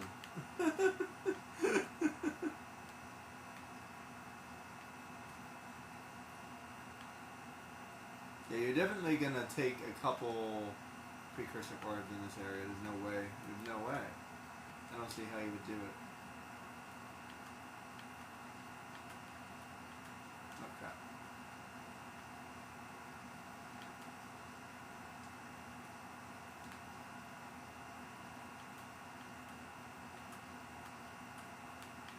You could have avoided those last two, but see, those are impossible. See, I have to get that power cell. How would I collect that? Yeah, I just collected two more that I could have avoided, but don't. Damn it, three more. I can avoid those. Okay. I didn't think I could. And I think I can avoid those two. Yeah. Okay, so I collected three more that I didn't need, but whatever. It's like that's like 6 or something. It's like at least 10 I collected that I could have avoided. Geez, at least 10, if not more. I can get this without. I think I had to get that one. I feel like I could have avoided it, but I'm not sure. 50-50 on that one. Crap. Now this one I don't know. I have no clue. That's not possible. There's no way. Because I have to back up. Whoops. And I have to get that. I think I have to get that one too. Yeah, I have to grab this. There's no way. There's no way to grab that without. So I would also have to avoid power cells as well. So I would have to avoid scout flies and power cells to do it. That's not entirely hateful, I guess. I feel like that's doable. I feel like I have to do this again. This is like a test drive. Consider this a test drive, guys, because I have to figure out what I want to. I have to figure out what I need to figure out in order to figure out what I need to figure out. That was only half intentional. The first two times I said it wasn't. Excuse me. The first two times I said wasn't intentional, but the third time I added a third one because I thought it was funny. Scout Sonic.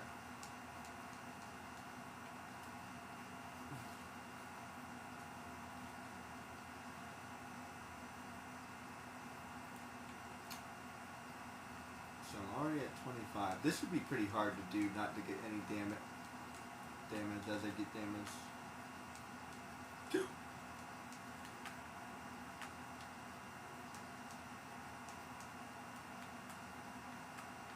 Blink.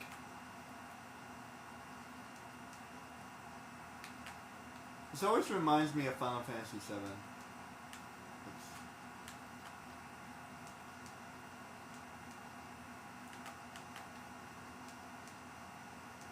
There's an area in the Ancient City, I think it's called. No, the Temple of the Ancients. Where there's a big giant rolling ball. Totally like Temple of Doom kind of a thing.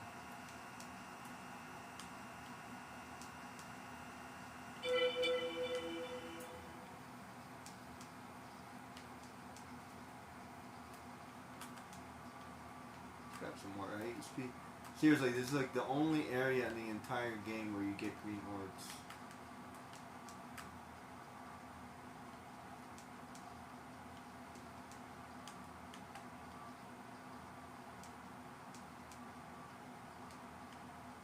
There we go.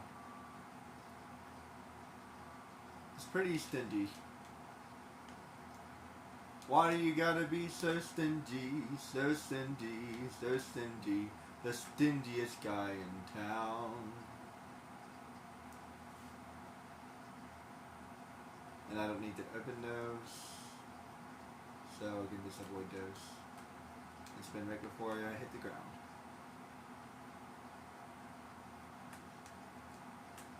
Yep.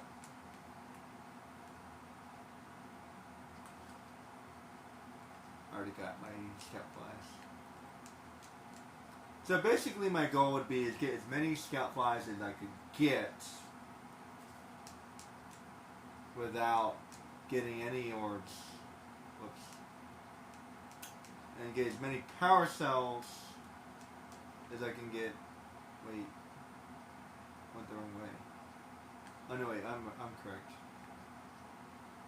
And get as many power cells as I can get without getting any orbs. But there will have to be a couple I have to avoid. Because there's no way for me. I might even have to write them down.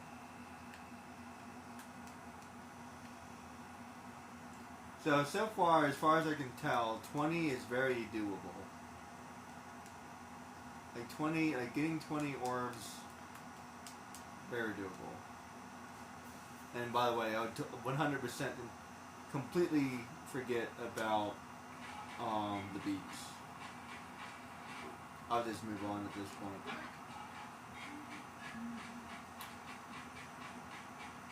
Maybe the end of the game would tell me, oh, you forgot some stuff. Maybe you should go around the world back to the places that you started and get stuff that you missed. Oh, okay, let me try that. It's only because I played this game so many times that I know where things are. Which is why I like the idea of knowing a game very well before playing it. Oh no. Hey, Jack! Can I... There are actually sometimes when you die that's actually beneficial, like that one. Only very rarely though. Then I would have to talk to Seamus again. As a matter of fact, I don't think I've ever talked to Seamus after doing what he asked me to do. Let's see what he says.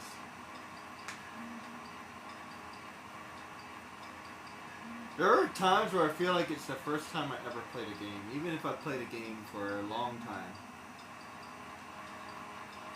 Because my goal has always been to play the game as fast as possible.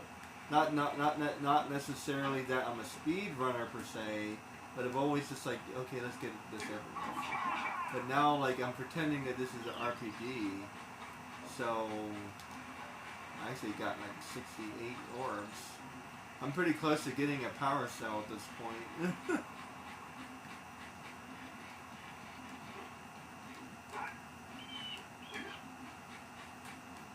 See, she might remind me to do... As a matter of fact, she might remind me to go to the beach. Hey, where's Kira? She disappeared. She disappeared. Where'd she go? That's weird. Kira! I have a total crush on you. Hello. Blue Sage. Hello. What are you two doing here? You have power cells to collect. Leave me alone. Until you have them. Okay, so he doesn't say anything at this point. But I do have them. So I feel like that doesn't work. I feel like that cutscene doesn't work for this. Oh well.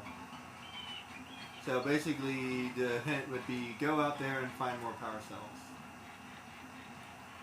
So at this point I would have no idea what I would do. I figured out all the stuff now. I figured out the area. I figured out all of Misty Island. I'll just roam around. Oh, I need to turn this in. Talk to the mayor again. I think I might actually forget to do that, to be honest. I've totally forgotten to turn in the cat and this multiple times, and I've actually played this game for a long time. I still forgot to turn them in. Trying to do a speed run. It's easy. There should be a reminder or something. It's just like, you know, thinking out loud. You know what I mean?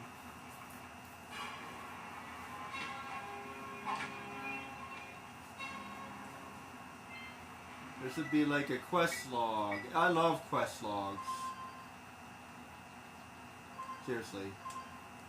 They're so useful. And then I can't talk to him again because I don't have enough precursor words. Can't talk to my uncle because I don't have enough precursor words.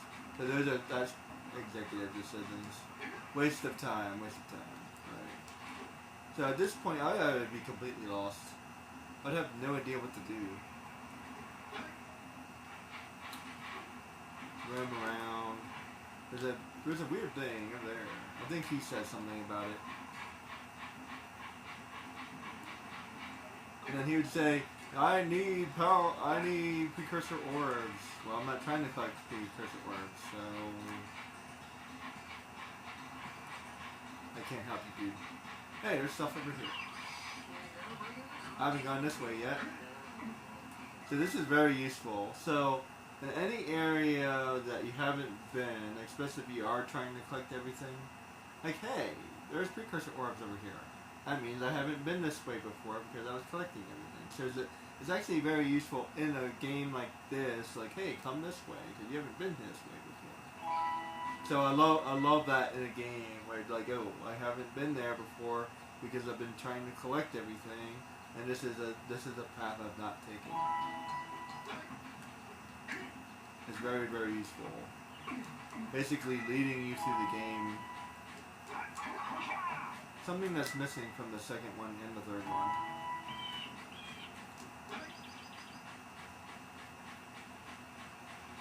I feel like I played through this game very easily on my own. Like I didn't master it or anything or 100% it, but I totally beat it on my own, put it that way. And here's Kira. Great! You have the 20 cells needed to power my heat shield. Now be careful. The shield will only protect your zoomer till it reaches 500 degrees, so try to keep it cool. Flying over open lava will definitely heat you up fast. Hit 500 degrees and it's over. Over? Like burning molten metal over? The fire canyon gets pretty hot, so keep a lookout for jumps to keep you off the hot ground. I've also released several blue cooling balloons you can use to drop the shield's temperature quickly. Oh, and when you get across, don't forget to activate the teleport gate in the Blue Sage's lab. Then we'll be able to teleport over and meet you. Good luck!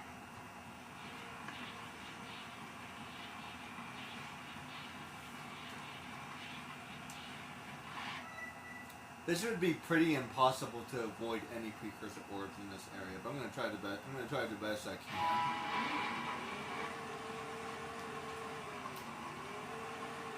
Try to get some scout flies while I'm at it.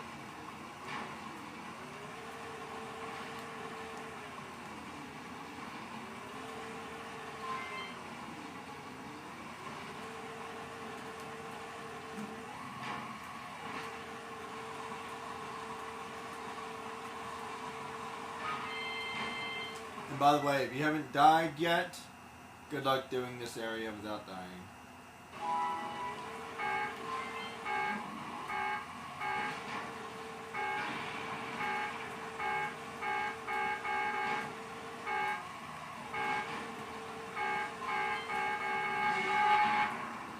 Yeah. I totally messed it up personally, but yeah, good luck doing this area without dying. I think you can probably play the entire game without dying, but this area, it might take you a minute.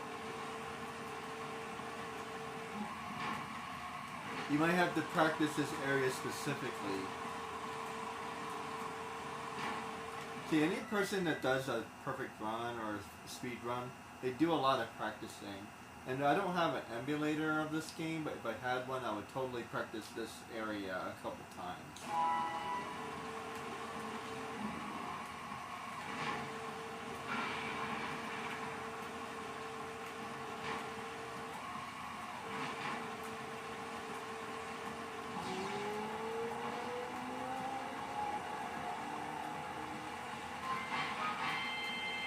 Oh crap, I forgot about the boxes.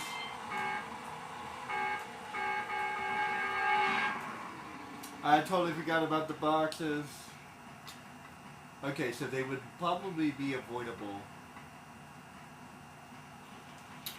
Speaking of boxes,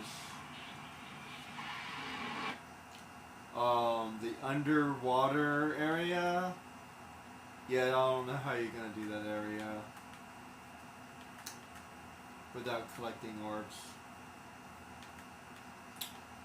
That would be really hard to do. You may end up collecting a lot more orbs than I intended. like a lot more orbs. Like seriously. Especially during this, I completely forgot about the boxes.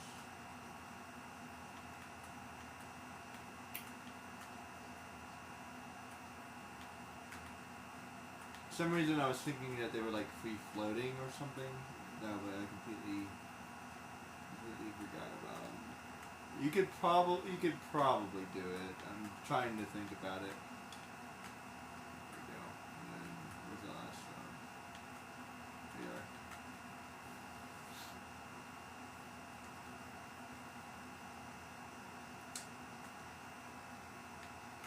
And don't get it? Good job. Okay, I missed that last box. Yeah, seriously, I'm at the point where I can actually trade I can actually trade for a power cell at this point. Oh well. What are you gonna do?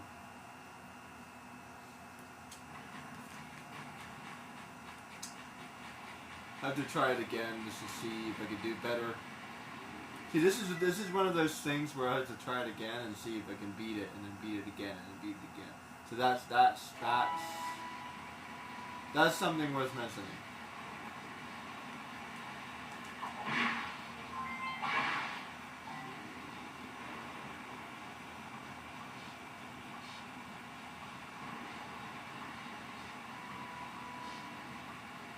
A whole new stage, a whole new I don't world. think I'll ever get used to that teleporter tingling sensation. Hey, that looks like the blue sage threw a party. Oh my! Rock Village is on fire! One heck of a party. No, I mean Rock Village is being bombarded with flaming boulders. This is technically supposed to be E for everybody, but it seems a little bit more mature than that. Oh, and it looks like the blue sage is working on a levitation machine to move them. Assuming it's operational, we're gonna need... Now, how would you know if that was a levitation machine or not? I mean, I see that thing and I look at it and I think giant gun. Power sounds pretty good. I guess you two are going to have to find some more. We better take a look at his notes. Jack, go check on the villagers, then come back and give us an update. And take the purple with you. I don't know what I want to call this. Hey, it's a black what? It's a black light. Then she tells me to do some more stuff, and I think he tells me to do some more stuff. I think he tells me about the plants or something.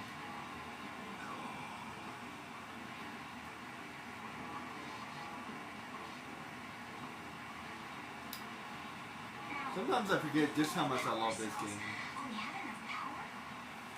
Like, forget Jak and Daxter 2. Forget Jak and Daxter 3. I want to play more of this game. Like, I want, like, some secret stages or something. That'd be amazing. I'd absolutely love something like that. I saw this thing on YouTube. I'm not sure if I would like it or not. It was a fan-made game. But it looks really wacky, and I hate to, like, stomp on somebody's creativity, but they don't understand design. Like, look at this game for a minute. Nothing is in particularly hard. I can jump from here, I can jump from here. Everything, there's a nice flow. There's an overall design to this stage. They're leading you through the stage. Now, some games, especially more mature games, don't do this. They don't have that. I ended up accidentally getting another precursor work. They don't have that. What do you call it? That directional, singular pathway. That one-way pathway. They don't have that leading. Horse leading the donkey with the carrot setup. Linear. Linear is the word I was looking for. They don't have that linear setup, right? But if you have a game that is linear, then if you want to make a game, if you want to make extra stages, then you need to keep the same design scheme as this. Keep in mind that Underwater City is pretty hard, and so is Spiders. Underwater City is pretty hard, and so is Spiders. And so is the Ice World. All three of those worlds are pretty hard, especially in particular areas. But there's still an overall design that has a very nice flow. I was watching this YouTube thing, and there's nothing intuitive about it. There's nothing very flowy about it. There's not a very nice design. It's not very well thought. It's not very well thought through. Like, this is clearly very well, like, somebody with a lot of design knowledge designed this. That's what I'm telling you. As an artist, I can tell you 100% somebody that knew how to design a game designed this. But the YouTuber thing I saw, it wasn't designed by someone that knows how to design things. It was designed by a person that knows how to build a game, but it's not designed by a person that knows how to design things. And those are two different requirements. If you ever look at the credits for a video game, there's a million people. There's a million people working on it. So what ends up happening is there's a collab. Somebody's designing the specs, somebody's designing the computer software, somebody's designing the programming, somebody's designing the I don't know what that's called, the input. I don't know if there's a word for it, but there's a like if Jack jumps on electricity, then make Jack blue. Also make Jack slightly faster. Also make Jack glow with electricity. Also make Jack, is his eyes glowing? I don't think so. No, they're not. Also make Daxter glow a little bit as well, I think, yeah. Make electricity dance all around Jack and Daxter. Make little blue dots, they kind of look like fairies. Make little blue dots chase me. Make a blue glow as if, make a blue glow. I feel like his eyes might be glowing. Maybe not. Can't tell. Anyway. So there would be an accent, this would be like a coordinate. XXY 2225 divided by Y XXX whatever. So if Jack touches XXY, then make him go blue. So there would be a computer input, right? So it's hard to explain if you don't know what I'm talking about. But anyway, so there's a software, right? It's not all computer design is drawing and wiring and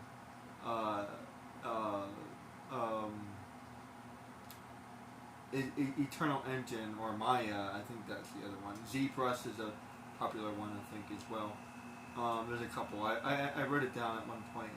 I need to make a new list because I deleted my phone a while back. But beyond that, there's also like framework. That's the word I was looking for. There's a framework. There's also like a Jack and Daxter skeleton underneath of him. So basically, what he is imagine. This sounds a little bit graphic, so anybody who's younger, you may not want to listen to this. But anyway, so if you were to cut off all of his skin, what you would see would be like the Terminator. It would be like a robot, if you will, or like a doll, or like a mannequin, right?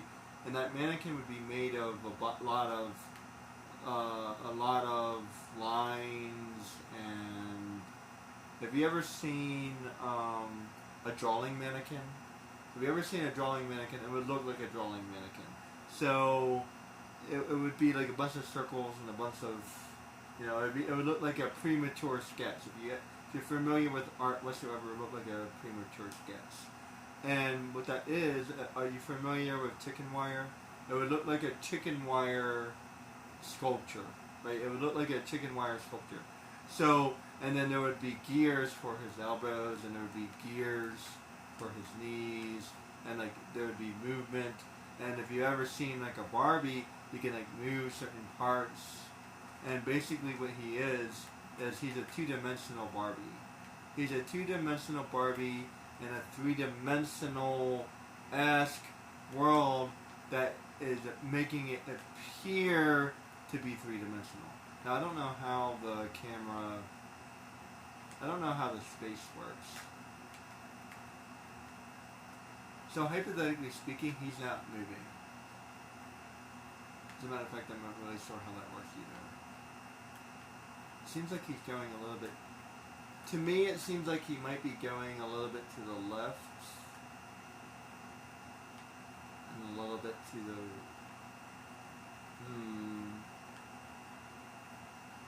He's getting bigger and smaller, that's for sure. So if I put him towards me, he's definitely bigger. If I take him away, then he's a little bit smaller. So that's creating an illusion. That's creating an illusion, right? So what's really happening is there's a road to the left, there's a road to the right, there's a road back, and then there's a road front. And there's also catty corner, but don't worry about that for now. So the background, foreground, left ground, right ground, and then there's other inputs as well. But anyway, so background he gets smaller, front ground he gets bigger, left he looks like he's going left, right he's going right. So it's called a plane. So there's a plane, and as he's going back, he's not moving. The ground is moving. So he's staying where he is. The ground is moving. See? So he's staying where he is, but the ground is moving. It's not Jack that's moving, the ground is moving. I don't know if that makes any sense.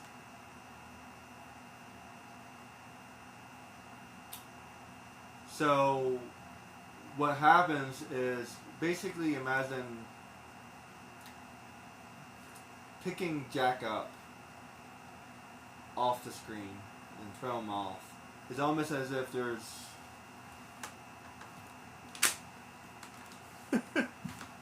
let's pretend this is Jack. Yep. The screen is flat.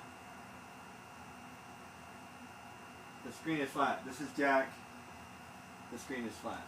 And what happens is that as you move around, the camera is really what you're doing. It's panoramic. If you're familiar with the word panoramic, what's happening here is the background is panoramic. What I'm not familiar with all of it. I'm not a computer game designer. I just know how it works.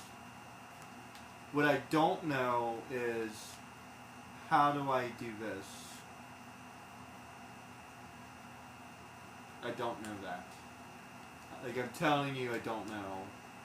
I'd have to ask a game designer how that works. I can tell you how this works. This is easy. This is a panoramic. That's panoramic. That's what that is. He's staying where he is, and there's a set background, and all I'm doing is moving the camera. But when I tell Jack to go this way, am I entering a new picture? I think that's how it works. So, and I only know this because I know how games work. It's not necessarily game programming per se, but I know how games work. So somewhere around here is a checkpoint. And if you looked at it without all the colors and all the shading and all... So the entire world would look like a giant wire. Everything would look like a giant box. So this would be a giant box. That wall would be a giant box. That wall would be a giant box. Everything would be a giant box. And everything would be blue or yellow or whatever they color it with. And everything would look like big giant square boxes. And maybe some of them have a little bit of shape and some of them don't.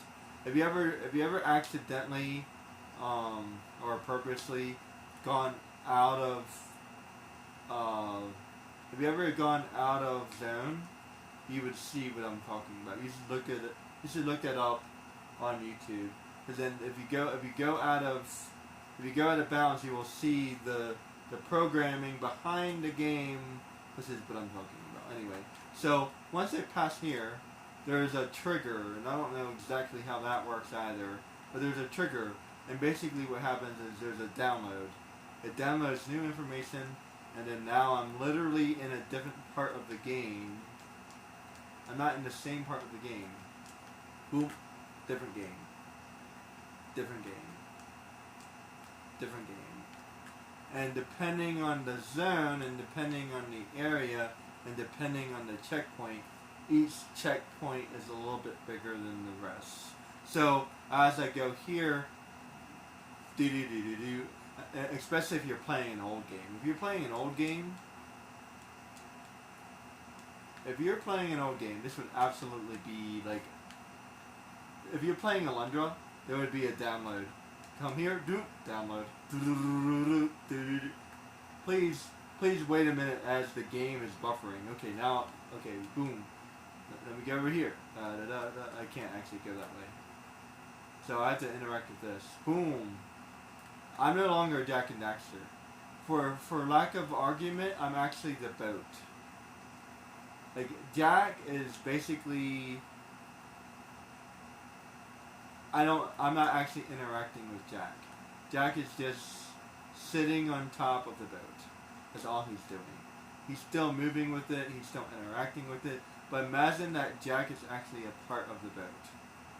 So now, basically, I'm a different character. Jack and Daxter doesn't exist anymore, and I'm now a boat. I'm now a living and breathing, talking boat. And as a matter of fact, it's virtually impossible, because of the way they designed this game, it's virtually impossible to get up here. Apparently a couple people figured out a way to do it. You're not supposed to be able to. There's a game program that's preventing you from being able to do that. You're not supposed to be able to do that. So any person who's been able to figure out a way past it, basically you're hacking the game or bugging the game. You have to interact with this in order to move past this point. Boom, now I moved past this point. I downloaded a different part of the game. That's how that works.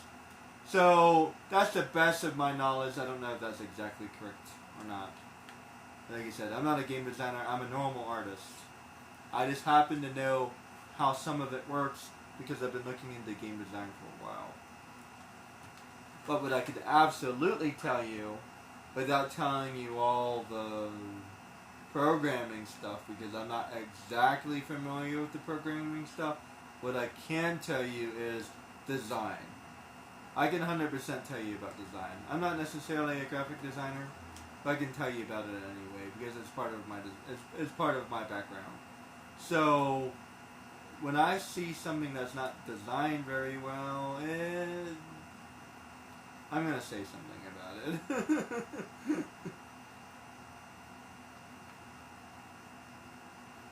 Hey, how you doing? Would you like to give me an orb? Because I collected way too many orbs, and I like to trade it in. Oh, as a matter of fact, I need to talk to the other guy instead. Oh, speaking of which, now that I think about it, I need to write this down. I might need 90. Now that I think about it, because you don't necessarily need it, but yeah, man, that's a tough call. That's a tough call, man. Well, let me talk to her first because I need to talk to her anyway, and I have to figure that out. Like, I don't give her the orbs. You might want to give this guy the orbs. Forget the gambler. The gambler wants to talk to you too. There's a race. I need to do the race so that way I can get another power cell.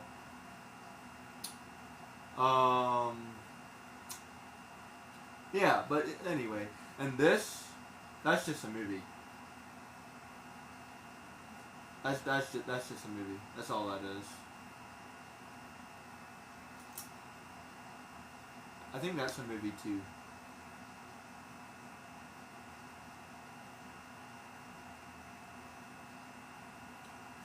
give it to him. And then let's talk to Crybaby over here.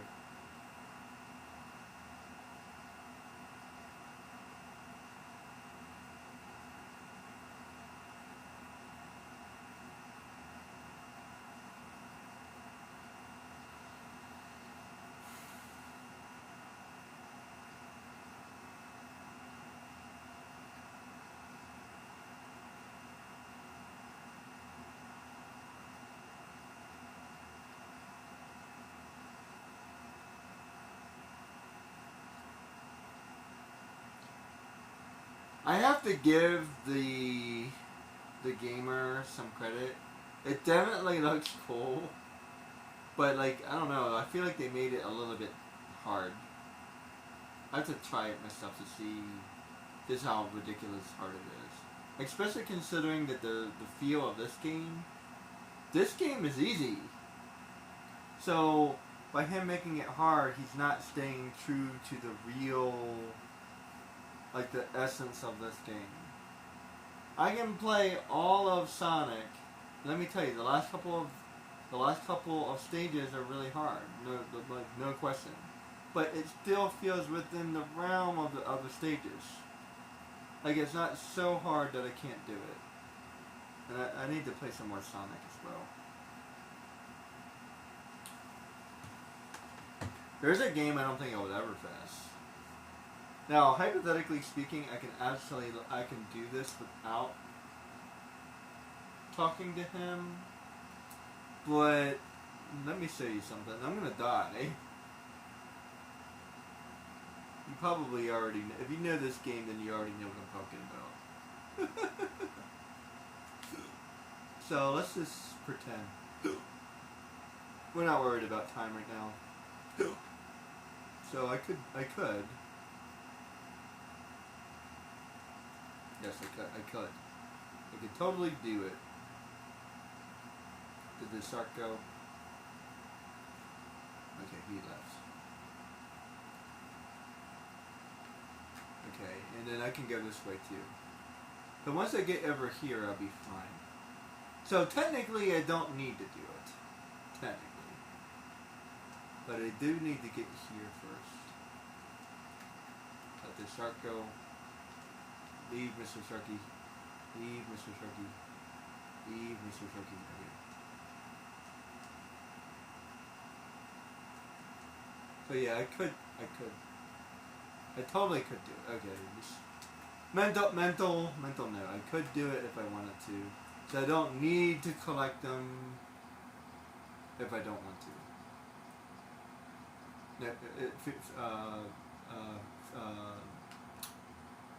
Food for thought. I don't know why I stuttered on that. Not so much a stutter, it's more of a stumble. Is there a word for that? I don't really stutter per se, I just stumble. Tongue-tied. I get very tongue-tied. But I also pause. Is there a word for that? I know what forgetting is called. That's called aphasia. But what's pausing mean? What's that called? Because stuttering is like, I thought I saw a putty cat, right? So I don't really do that per se. I don't know. Maybe there's just different levels.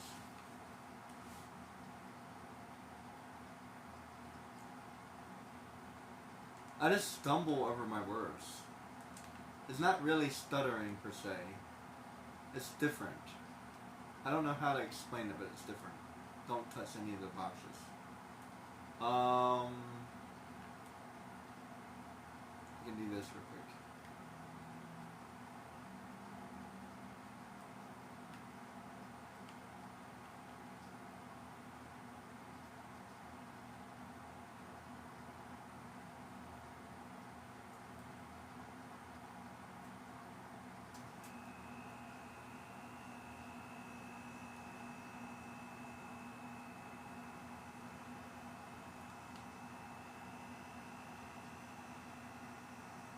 I think I kind of messed this one up.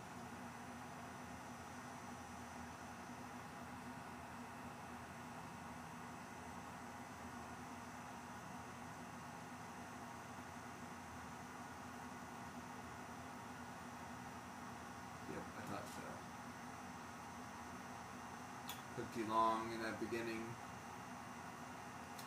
You spin me around, right round, right round, like a record, baby, round, round, round, round. Yeah. Ah!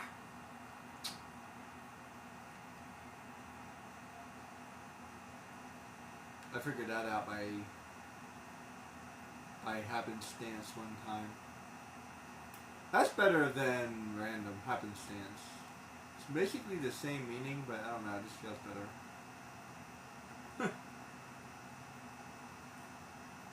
Perchance.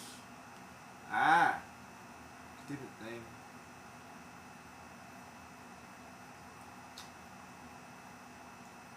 And if you hit it the right way, it just stays open. So it just stays in your way. It doesn't continue to move. It's kind of weird that way.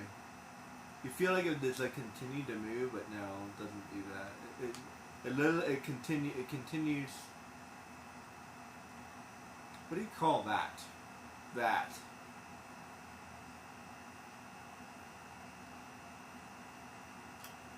I don't know. Maybe that is called stuttering. I have to look up the definition. Sometimes sometimes that word feels correct, but then I hear somebody else stutter and it doesn't sound the same to me. Maybe it's just mild. Put it this way, it drives me crazy. It's always bothered me.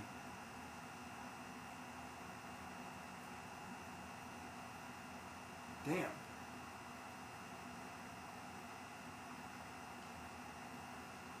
Oh damn it! I think I picked up a box. Damn. Did not mean to do that. You spin me around, round, round, round. Damn, I almost have enough for Mr. Googly Eyes. 120 precursor orbs. Seriously, he's kind of greedy. Damn it! Damn it! Stupid thing. I need to hit one of these blue things.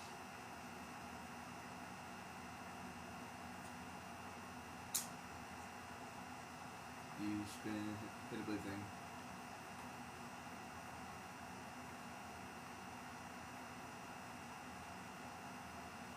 Damn, I don't have enough time, don't have enough time. Damn, I really fucked that up. Man, I usually get this like one or two tries. What's wrong with me today?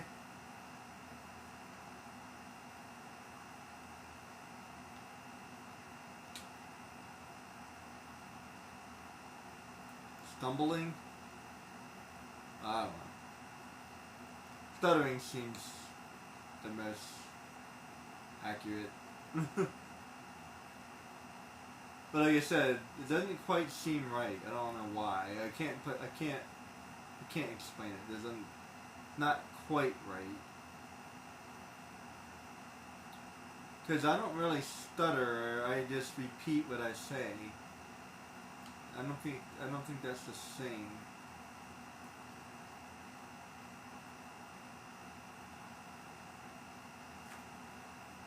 Sometimes it's a little bit of both. Sometimes it's a stutter and sometimes it's just repeating what I said. Like I can't get it out.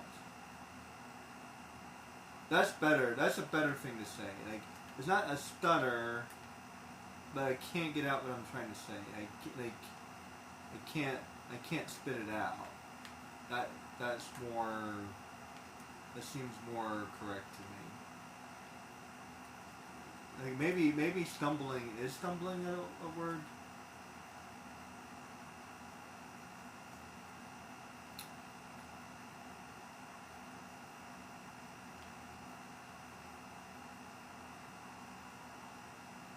I feel like that's a word. Stumbling. I feel like that's more like what I do. It's not so much stuttering as it is stumbling.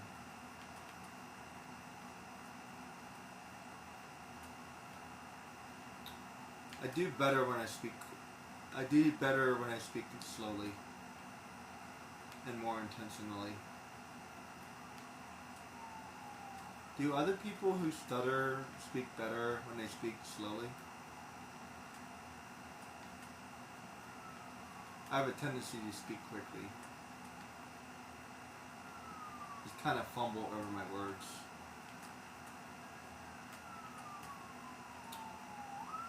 I'd rather speak quickly though. It feels more natural. So as much as it bothers me, I'd rather speak quickly because that's how I speak.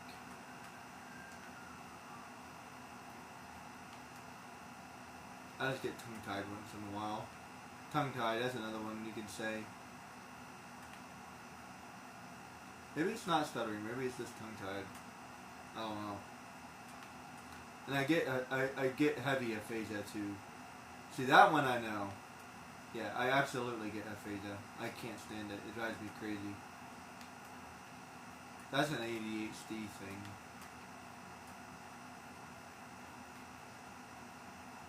Aphasia, if you're not aware, is when you can't remember a word.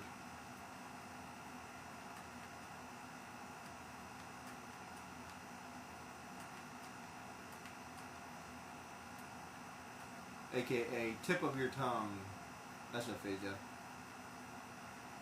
What's even weirder is you know that you're forgetting it. Like you forgot the word, but you don't forget the existence of the word.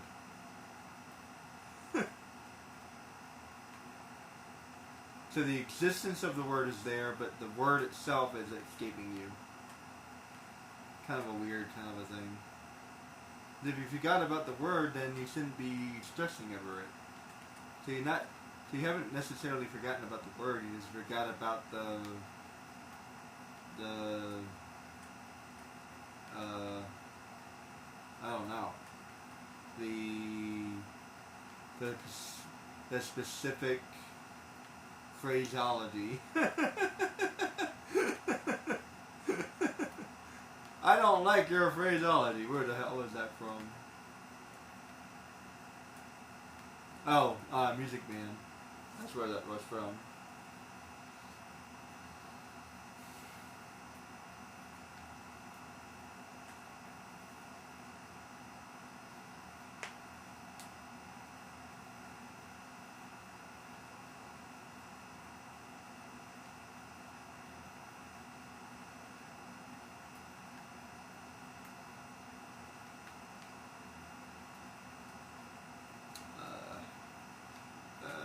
Not getting these would be pretty hard to do too.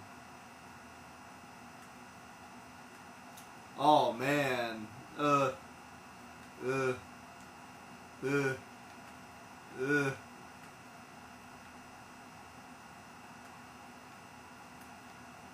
Man, nearly impossible even.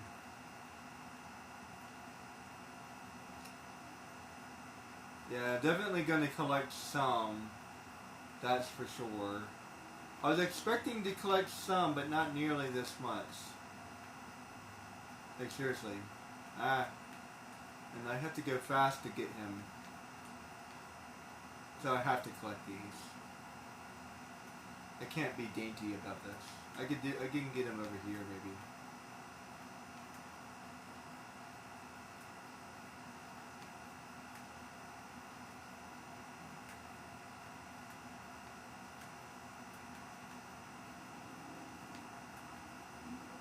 What's that had a booster?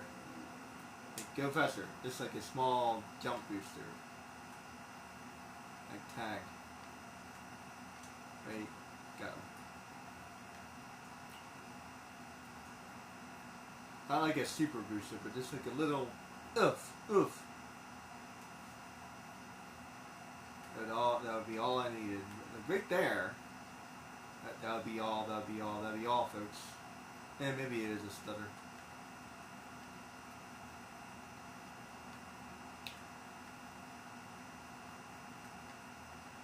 Tell you one thing, I hate to say it, but when I hear other people stutter, it really bugs me. And I think it's because of my own. Like, it's really hard for me to listen to somebody else stutter. Like,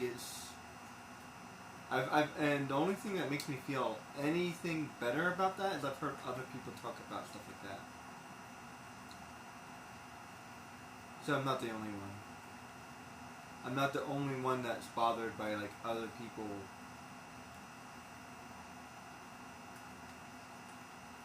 Like, thank God, like I'm not some kind of weird hypocrite.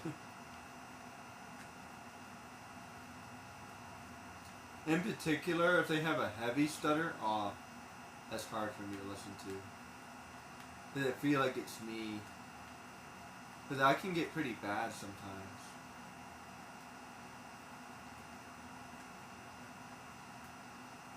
I've heard stutters that are so bad that it doesn't even sound like a stutter. It sounds like something else.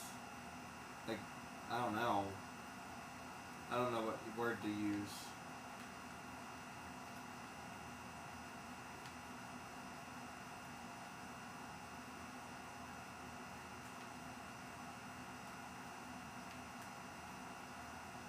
Yeah, stuttering can be quite severe. That's a good word, severe.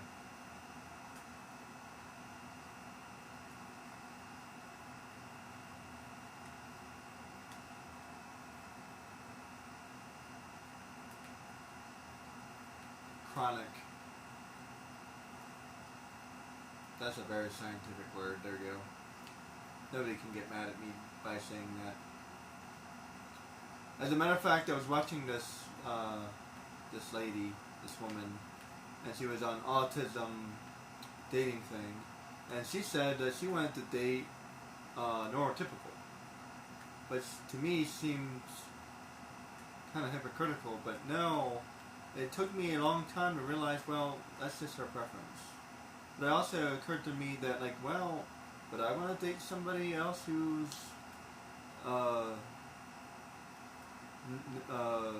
what's the other word nowadays? Neuro. It's the opposite of neurotypical. Neuro. Diverse. Diverse? No.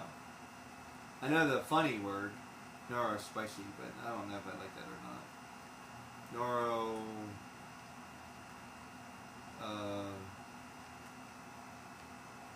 Neurodiverse, right? Is that right?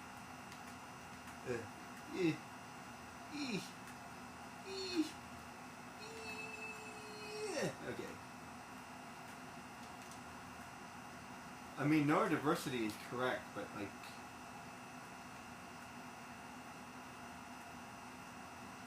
neuro. I feel like I'm forgetting a word here.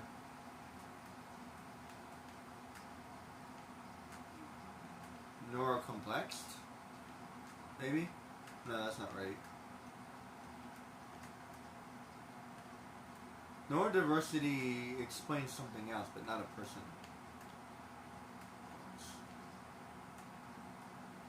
Oh man, I'll have to collect a couple of those too. Ugh. Oh man, I'm just realizing just how many things I would have to skip by doing this. I didn't mean to get that. Oh well. It's fine one with it. Neuro divergent. Oh my goodness, my brain. That's the word I was looking for. Neurodivergent. I said neurodiverse. I mean that's correct, but that's not the right. It's not the right uses. Neurodivergent. Oh my god, my brain. Brains are happening to me. See, I knew I'd have to collect those. Yeah, anyway, so she preferred neurotypical rather than neurodivergent. I guess neurodiverse would also work, now that I think about it.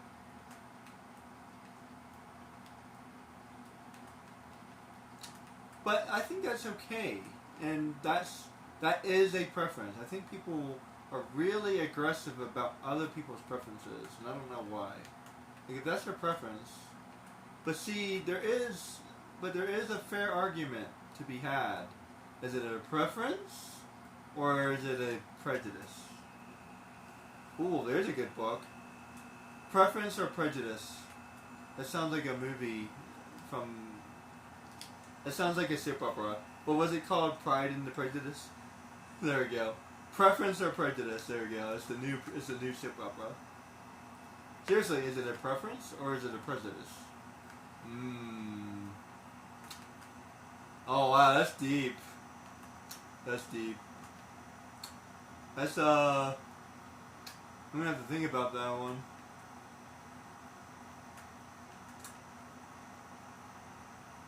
Hypothetically speaking, prejudice is a preference. I think. Wait, didn't I beat that? Yeah, I would say blah. I would say that prejudice is a preference. Now discrimination isn't, but prejudice is. I think I'm saying that right. I always get those mixed up a little bit. Discrimination is when you do something, right? Prejudice is how you feel. So prejudice is how you feel. Discrimination is doing something. There's a difference. So therefore, prejudice is a preference. Yeah, that sounds right. I had to think that through. Oh man. Oh yeah, you're definitely collecting a whole bunch of them here. For sure. So you have to like figure out which ones you want and which ones you don't want. I may have been able to avoid that. Oops. Yeah, the majority of people get that word incorrect. Yeah. Discrimination is doing something or not doing something, I think, also. Totally messed that up. Either doing something or not doing something. That's discrimination.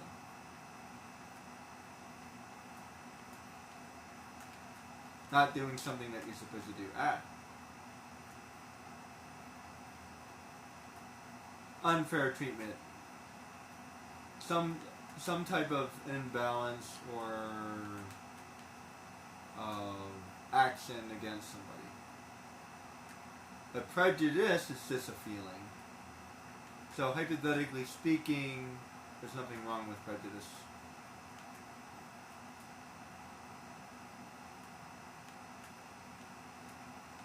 Wait, crap. I messed up. I have to think about that.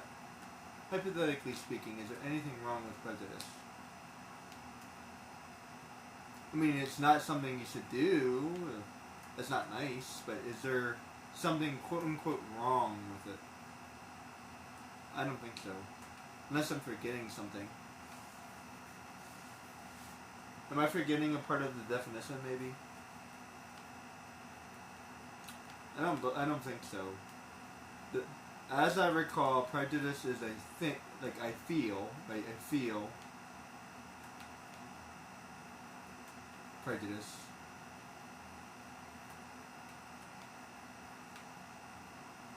Discrimination is an action. That's how I remember it. So a feeling is okay, as long as it's not out loud, I guess. Hypothetically speaking, if you make it out loud, then that would be discrimination immediately, because that would be an action, I think. So would verbal presence be considered an action? I think so. Because then that would be an action against somebody, so therefore that would be discrimination. I feel like it might be impossible to have prejudice without discrimination. Especially because you may not know you're discriminating against a person. Although I do not agree with, what do they call it, microaggressions. That's a hard one for me. That one's always been hard. If it's micro, who cares? That's where I kind of stand on that. If it's macro, okay, let's do something about it. If it's micro, maybe you're being too sensitive. Maybe. I'm gonna leave it at maybe. Maybe. That's as far as I'm willing to go. Personally, I feel like it is being too sensitive. But I'll agree with maybe. I'll yield and I'll say maybe. Like I said, personally, I feel like people are way too sensitive. That's my personal belief. But I will yield to the greater knowledge and say, yeah, we could be a little bit nicer to each other. And I think that's just because I'm older.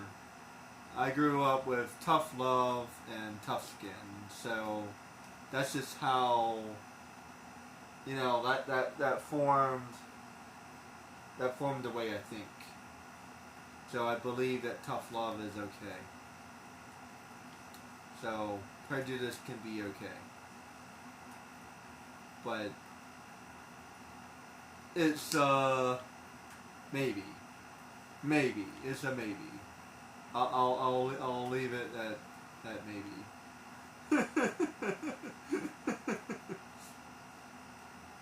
Discrimination, on the other hand, is wrong. See, that's where I separate the two. Doing something against somebody else, that's wrong. That's clearly wrong. As somebody with autism, I'm against anything that's specifically wrong. So if it's morally specifically wrong, it's like, if it's avert, if it's obtuse, if it's, no, I said the wrong word. If it's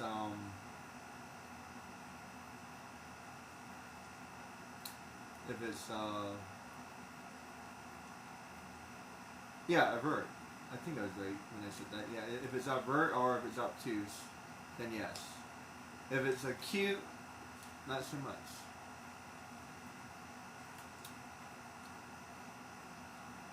So,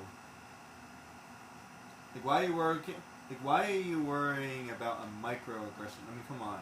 If somebody blinks at you the wrong way, are you being offended?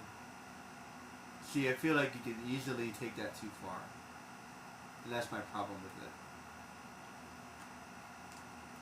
it. And I'm not gonna live my life skating on thin ice around other people, because now that's a discrimination against me, and people don't understand that enough.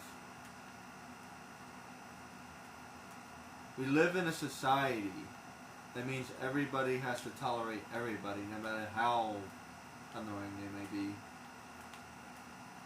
Especially with somebody with autism who may not always do the quote-unquote correct thing. But let me tell you something. There are a lot of people who have not tolerated me, and I don't care one way or another they tolerate me. My goal is not to let people, to make people tolerate me. I don't care. If you don't tolerate me, then I don't want anything to do with you. See you later. If you want something to do with me, then let's be friends. It's really that easy, guys. Do I want to be friends? Sure. Do I want you to like me? Sure, but I'm not going to go out of my way to do it.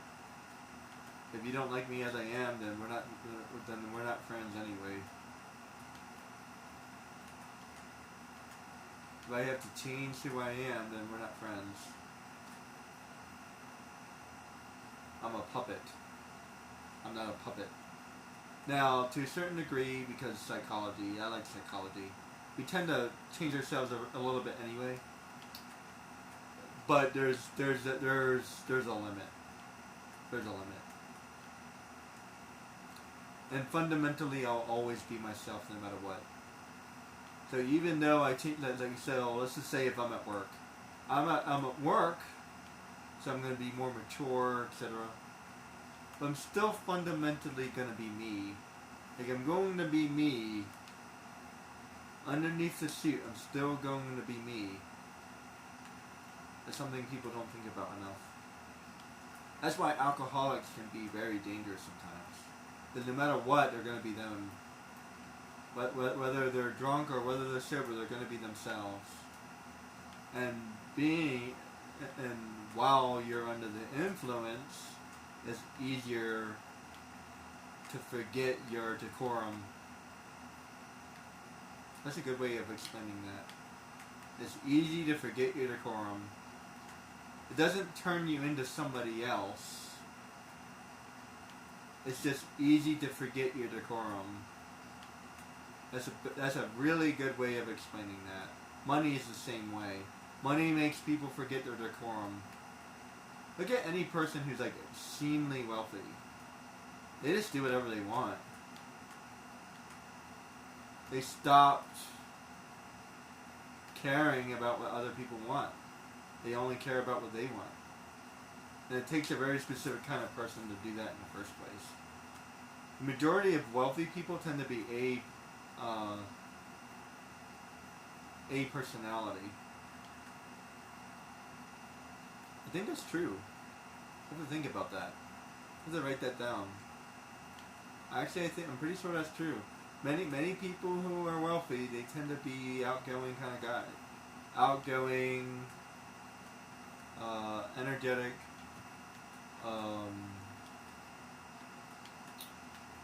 damn, I'm just collecting these orbs now at this point.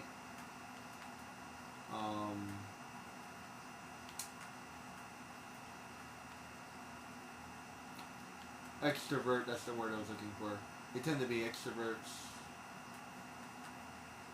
If they're millionaires, yeah. You can't think of one who's like not like eccentric or, damn it.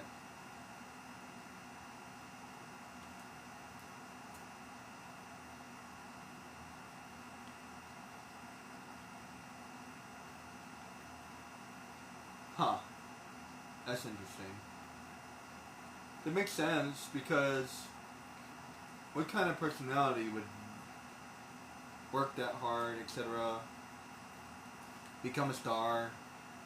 Although a lot of those people tend to have double lives. Kind of like a Batman situation. Apparently Robin Williams was very different at home, according to his wife and children. Was it just a daughter or was it multiple kids? I can't remember. I remember Zelda, but I don't know if it was more than one or... I have to look that up. The only one I remember is Zelda. Apparently he was a big gamer. This is cool. I never really played Zelda. Maybe I'll give it a try. Definitely seems like a good game. Seems like the kind of game I would be into.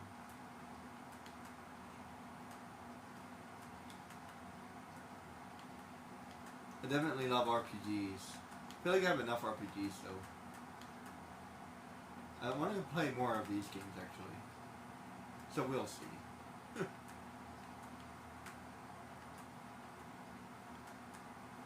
Man, I collected way more than I wanted to. Oh well. First run, first try, first this one. Oh no! I hate this one.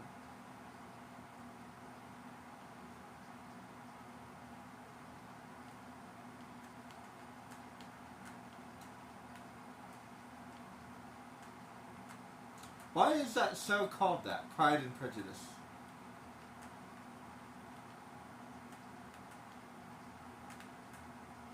Because they're wealthy? So they're prejudiced against people who aren't wealthy? I'm trying to think about the show. I wasn't that big into it. I've seen it once or twice. Yeah, I think that's right. So they're prejudiced against people who aren't wealthy. And pride because they're wealthy, I think. Thinking back to the show. Like a lot of the show is about being wealthy. This is where I got that. This is where that conversation came from.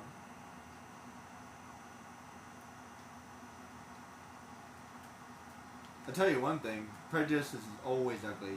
Wrong, good, bad, indifferent, it's always ugly. So, it's never good. It's never good. It's not necessarily bad, but it's not good. That's hard to explain. If something is bad, if something is not good, doesn't necessarily mean that it's bad. It could be neutral.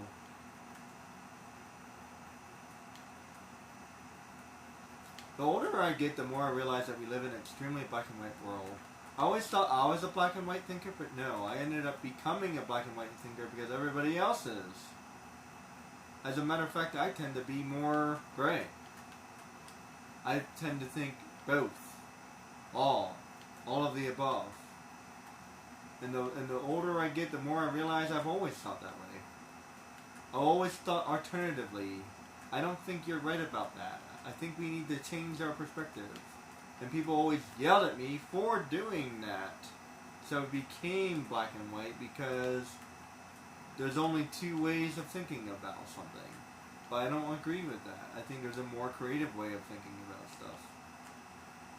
So now that I'm older, I'm actually becoming more myself than I've ever been. Wow, that's a healing sentence.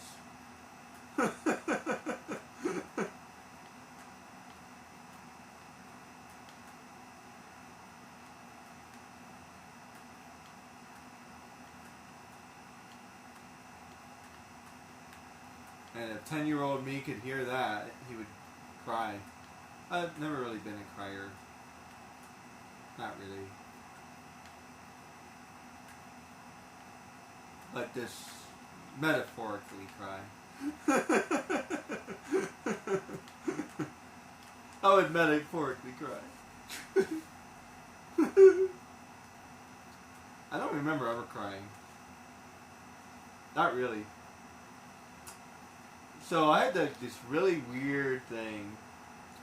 I would get extremely upset because I was mad. Did anybody ever do that?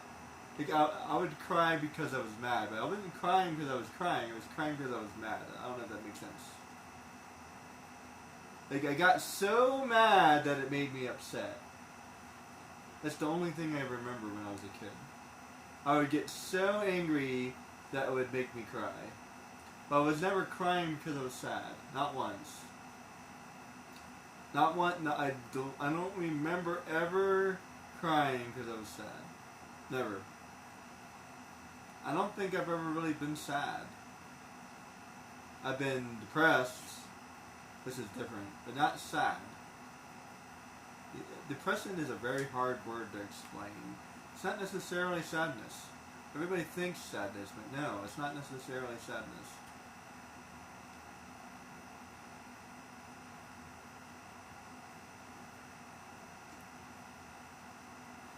Depression is... I think I've come to realize that depression is anxiety.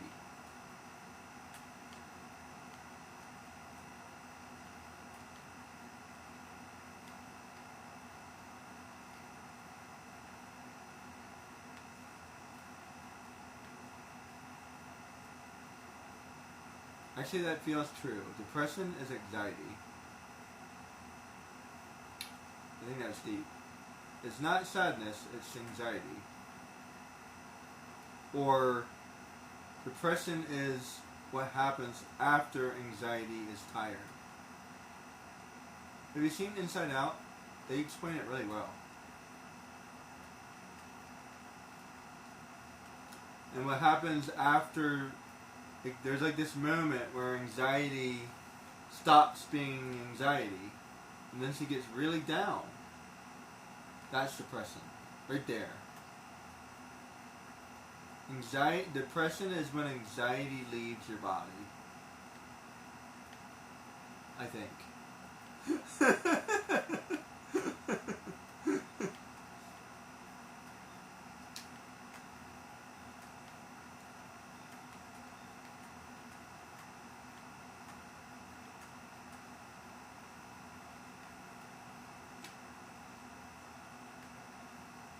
I don't know why I'm getting so deep, but whatever. It's a more mature channel. If you like it, cool. If you don't like it, oh well. I talk about what I talk about over here. Try not to get too deep into it, but I like talking about stuff. What I mean by not too deep into it is I don't really care about it one way or another. I just think it's interesting. I don't really have a strong opinion about it. Not one way or another. It's not like I truly believe everything I'm saying. It's just fun to talk about. And what's so wrong with having something fun to talk about? I've told that to a million people, like, wait, you don't believe what you're saying? Then why are you saying it? I don't know, I think it's interesting. That's why. Almost! I don't know why I was trying to do that. Wait, how do I... No, that's not.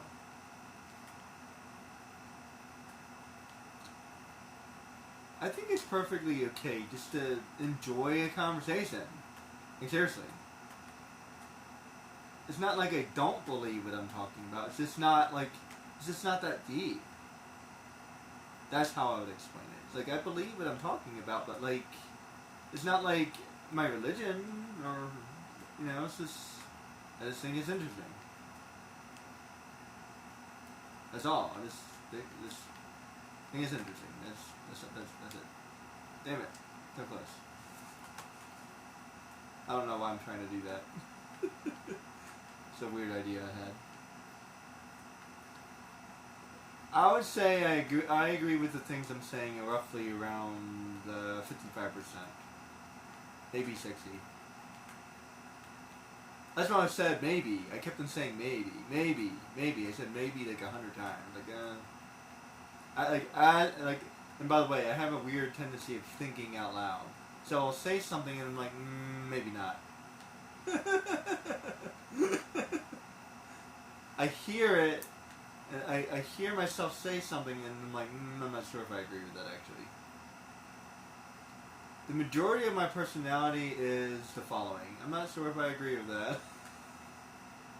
If I was a strong believer of anything, it will be I don't really believe anything.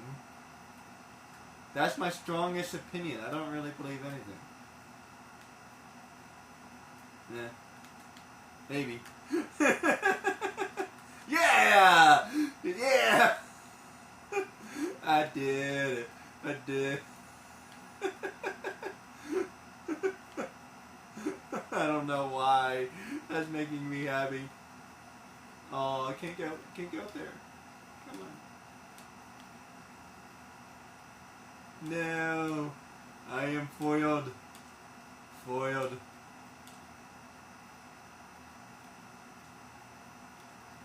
I am foiled.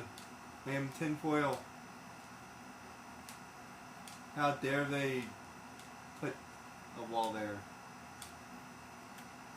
Do they really think that through? I'm just curious. Not jumping very high.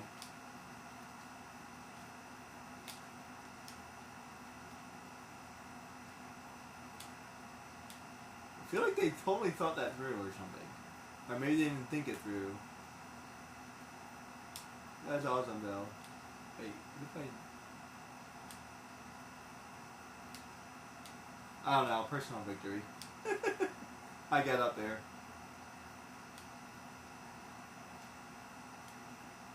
Alright,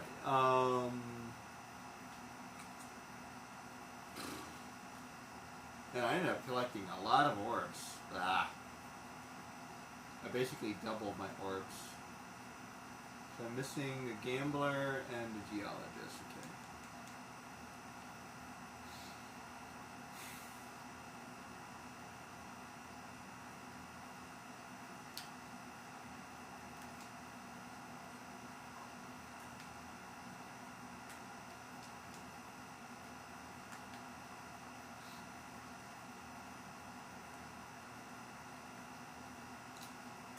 I have to think about that sentence. Seriously.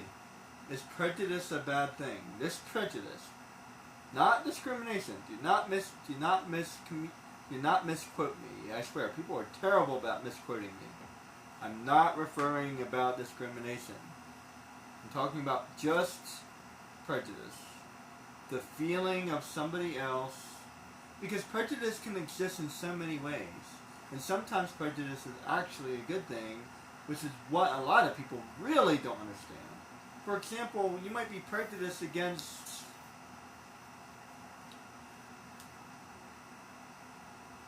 Actually, does that meet the definition of prejudice? I believe the definition of prejudice is a bad feeling about anything. But if it's a bad feeling about something that's good, then is it still prejudice? I believe it would be. For example, let's just pretend I had a daughter. I don't want her dating somebody who doesn't have good grades. I would be pretty against it, to be honest. I am very pro-school. And by the way, if you're pro something, then that means you're also prejudiced against something. That would be the opposite. So any time anything is true, the opposite is also true. Keep that in mind. So if you're pro, so let's just say I'm pro-Democrat, then that means that you'd be prejudiced against Republicans. So that's how that works. Not necessarily, but for the most part, yeah. Because they have opposite opinions. Not necessarily. Not all the time, but I would say strongly, like somewhere around 60%. So if you're pro-Democrat, then you would be anti-Republican. If you're pro-Republican, then you would be anti-Democrat. Not necessarily. Not always, because there's a lot of overlap, but yeah. That's how that works. That's how opposites work. So if I'm pro-school, then I don't want my daughter to date anybody who's not going to school. See how that works? Anyway. I don't have a daughter, but my imaginary daughter. So, if you're into something, then you're going to be against something else, because that's how that works. And again, not necessarily, but for the most part, I would say that's always true. And you may not be aware. Oh, I don't want to take care of my power cells. I just want to turn into moles. Oh, wait, did I get all the moles?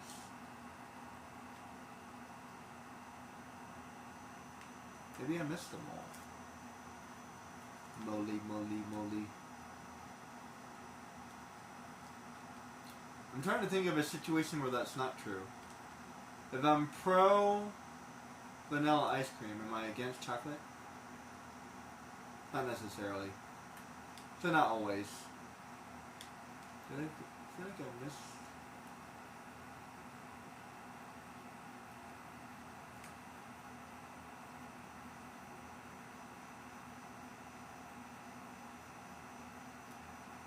Oh, no, I already got it.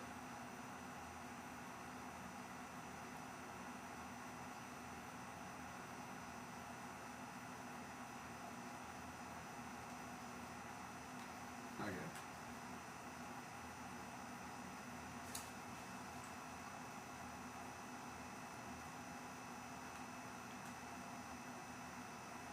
I'm playing completely differently, that's why that confused me.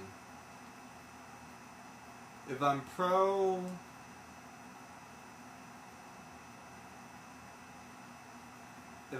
meat, am I against vegetarians?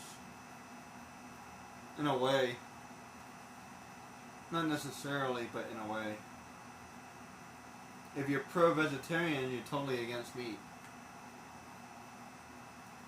Although not necessarily. Well, you're against it, but not necessarily against other people. Just for yourself. Although the majority of vegetarians are pretty against other people doing it as well. Especially vegans.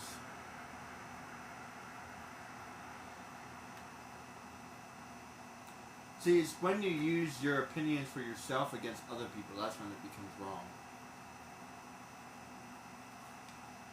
But see, that would be discrimination, because that's an action. So if it's an action, it's discrimination. If it's just a thought, then that's prejudice. So, yeah.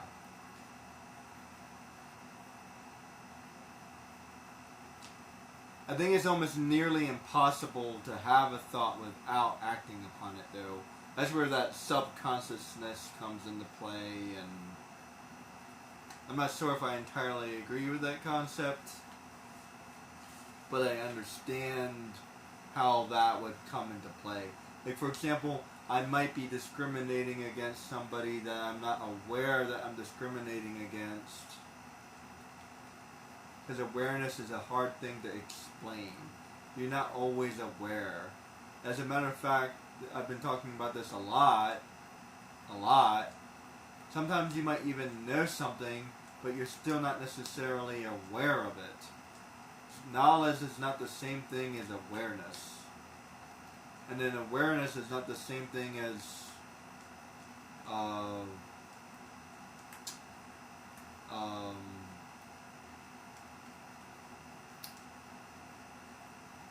like, is there a word? Aware of, like, being part of who you are. Is there a word for that? Embodiment, maybe? Like, do you truly embody that? Like, you might be aware, but you may not be living that experience. You may not be acting upon it, or fulfilling it, or you're not utilizing.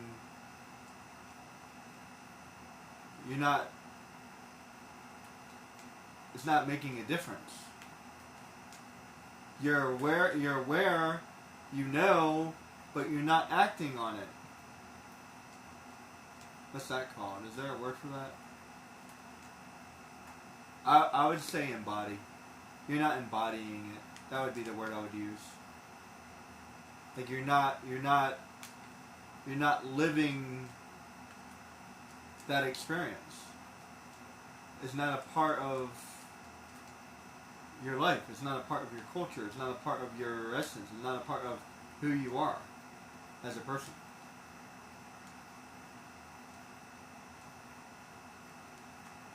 It's not a part of your personality. It's not a part of an action that you would choose.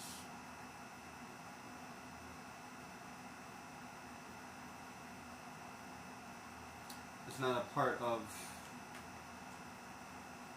It's not a.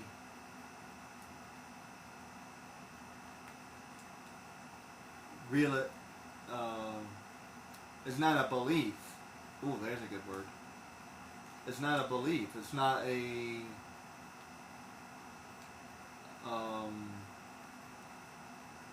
Idealization.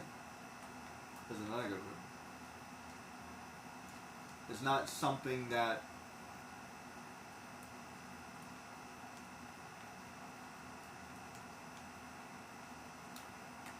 you are striving for. Is another good word. So just because you know, just because you're aware, doesn't mean that it's not something that you're striving for. So it gets deeper and deeper and deeper as you go. And maybe you're not an activist, or maybe you're not. It always gets more deeper. Terrible grammar, but you know what I meant. It gets further and further and further. Maybe it's something that you embody, but you're not truly.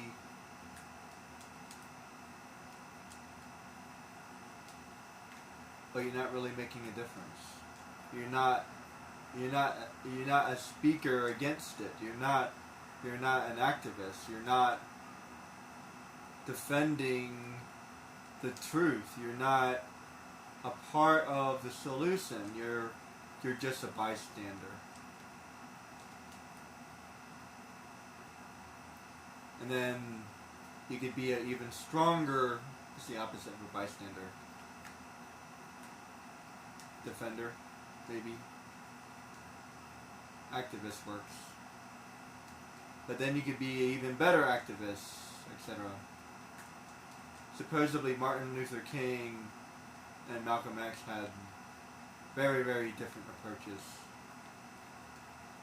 So they both believe different things. I don't need to go that way. Oh no, wait, yes I do.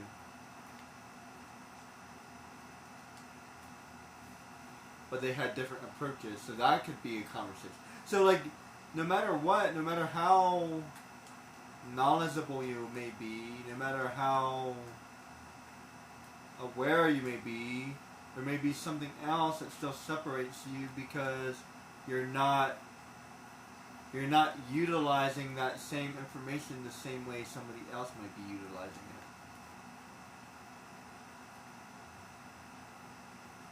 it. You're not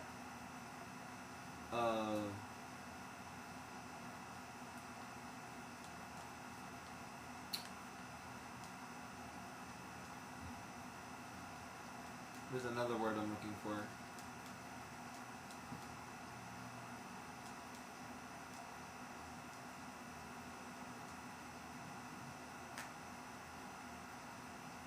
Maybe it was embody. I think embody is a great word. You're not,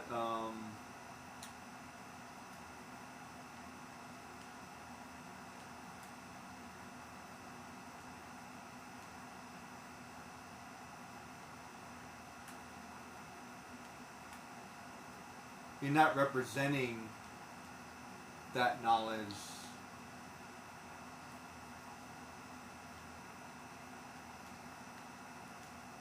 with your actions in your life.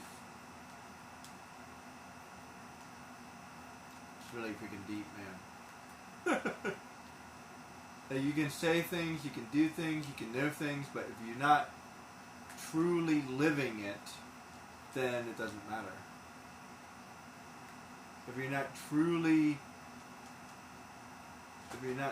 one with what you're saying and what you believe and what you're doing, then it's not going to be, it doesn't matter. Oh, why did I do that?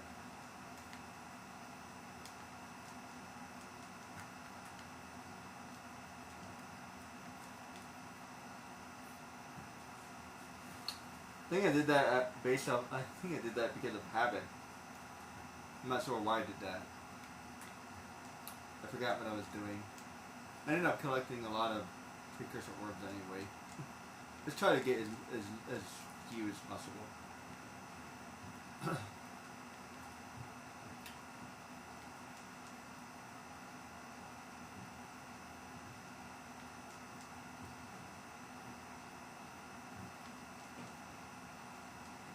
This conversation is extremely deep, especially when it comes to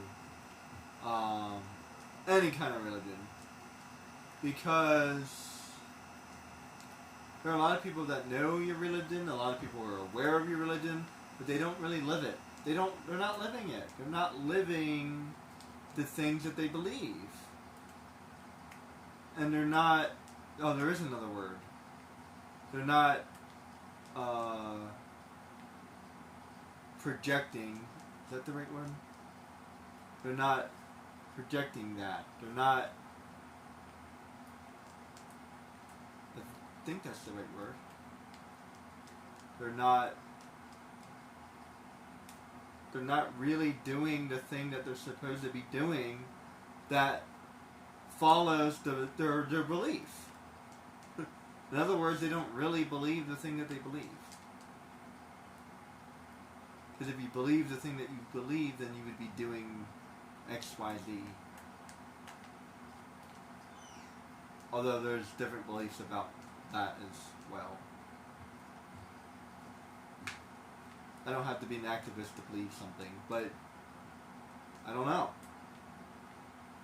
Other people may disagree. To truly believe something, especially the word, if you're using the word believe, if you believe something, then it has to represent who you are as a person. Let me tell you something. I used to work for a business a long time ago. They said if I was ever out in the public, they really don't want me to wear their uniform because I am representing them as a business. No matter what I am doing, no matter where I am, like, please don't wear that uniform because you are representing us. It's kind of the same way. I am always representing my religion, no matter what I'm doing, no matter where I'm going. I am representing my religion. So be careful about your actions because I am representing my religion. As a matter of fact, there was like this thing on the news where I don't remember what they called the guy. Pardon my phraseology, but the Islam, the leader of the Islam church, he said that he doesn't support a lot of these extremists. That's a bold statement to say. But I'm kind of glad that he said that, because what he's saying is these people do not these people do not represent our religion. They do not represent us. We do not represent them. This is not who we are. That's extremely important, especially if you're a leader. Very, very, very bold thing for that leader to do. Very controversial, but I stand with the man for making that stand, for making that statement. Like, this is not a representation of who we are. You always hear on... Oh, why did I do that? You always hear it on commercials. These commercials do not necessarily represent Fox 45, or whatever, right? This commercial does not necessarily represent the views of... They're saying that for a reason, because they don't want people to think that they represent that. That's important. Understanding what you don't represent is equally important, or maybe even more important, as what you represent. Like, maybe even more. Like, it might be more important.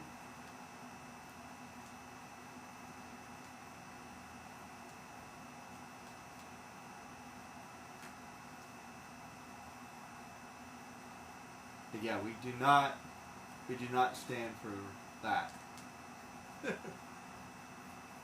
I do not agree with XYZ.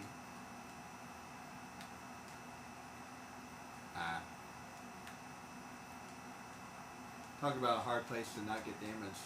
Jeez. Now, as I recall, I don't need to get any of this stuff. Blah. As I recall, I don't need to get any of these. Although I'll probably grab a couple just because it's almost impossible not to.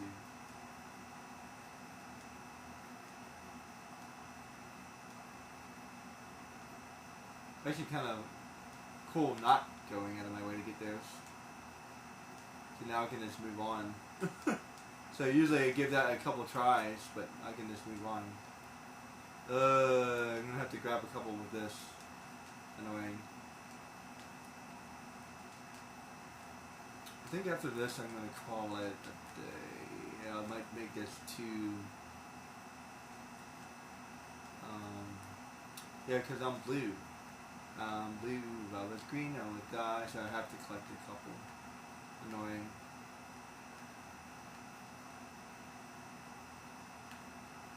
Wait, I missed one. Crap.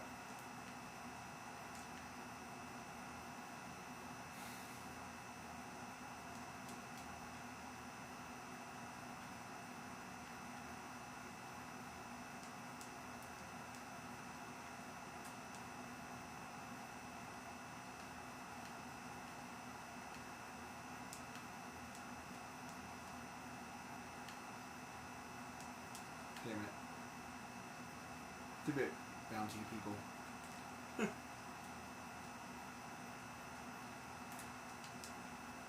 So, basically, prejudice is not always a bad thing. We're prejudiced against, people with violence. Is that technically prejudice? I feel like it would be. I think it matches the definition. A negative feeling against somebody else. Like I said, doesn't matter if they're good, wrong, right, or doesn't matter if they're wrong, right, or indifferent. If you have a negative feeling against somebody else, then that would be prejudice. If you listen to Christian teachings, we're supposed to love everybody.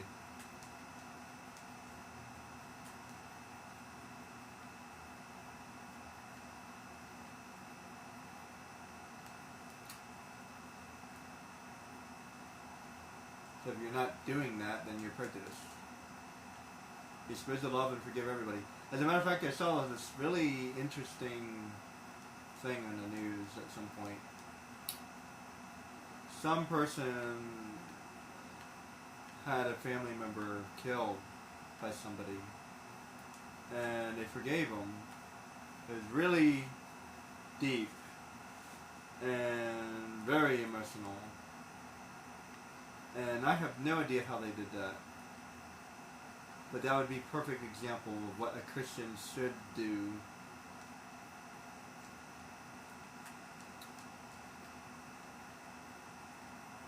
Now, before I get too deep into that conversation, I was raised a Christian. I would consider myself questioning. I consider myself questioning, okay?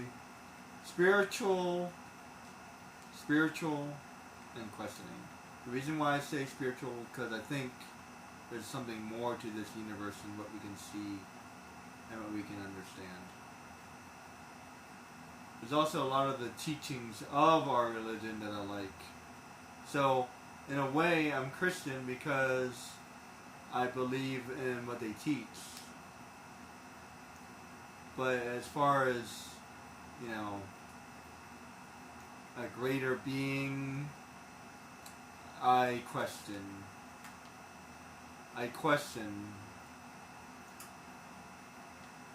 the reality of that. I'm a very scientific person. However, as a person that has an imagination, I don't hate the idea. I just don't like all of the teachings, which is what makes me pause. And I see that Christians don't follow their own teachings. We don't follow our own religion. So a lot of people are not Christian. In some ways, I'm even more Christian than other people. I'm a person who does not necessarily believe in a greater being. But in many, many ways, I'm actually more religious because I follow the teachings better.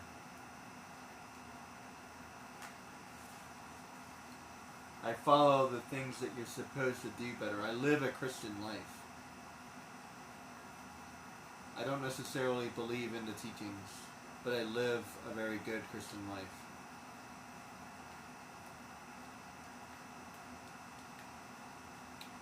I think that is more important than just, hey, I believe, and that's it. I believe. I go to church oh, you have to collect a whole bunch of them here. I go to church once a week. I believe. I wear really nice clothes. That's not enough. You have to embody. That is the right word. You have to embody it. You have to embody your belief. I was trying to realize if that was the right word or not. It totally is. That's totally the right word. Yeah, you have to embody it.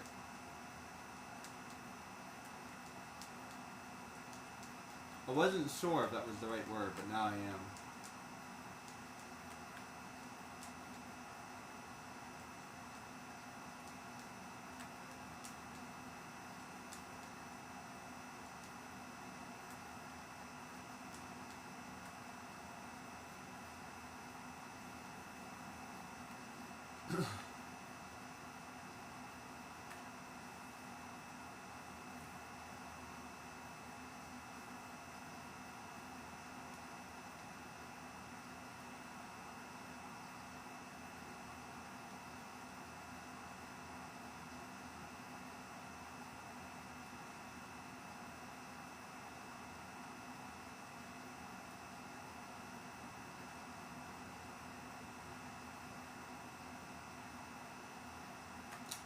I don't necessarily follow Buddhist teachings, but in many ways I'm closer to being a Buddhist. Because I've read a lot of their thought processes, and some of my thought processes are actually more closely aligned to their teachings rather than the Christian thinkings. Although there is a lot of overlap. If you're familiar with both religions, there's definitely a lot of overlap. So it's pretty one half dozen to the other, as they say. And there's a lot of influence of Christian faith in the Buddhist religion. So, and there are a lot of Asians who are Christian as well as Buddhists. And I'm not very familiar with Sento. I have to reread. I have to reread a summary of Sento. Excuse me.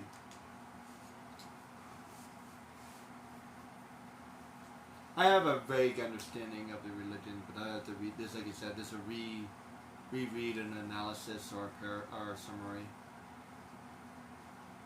or even a deep dive. Because people don't know me very well. I deep dove on religion for a very long time, and from time to time I'll still kind of look into it.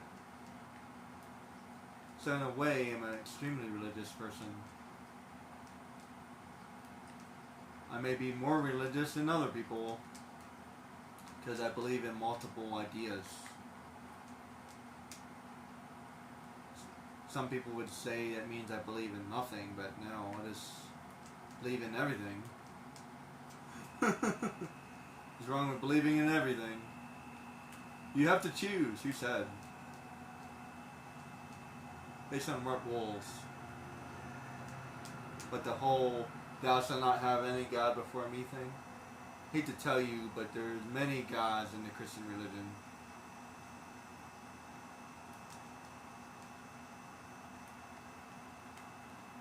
Although that phraseology is odd. Because it says, thou shalt not have any gods before me. So does that mean I can have a god after him? As long as he's the highest, then everything else is good? Is that what that means? Never thought about that before. I just thought about that right this very moment. Because it says, thou shalt not have any gods before me. But what about after? Can I have a god after him?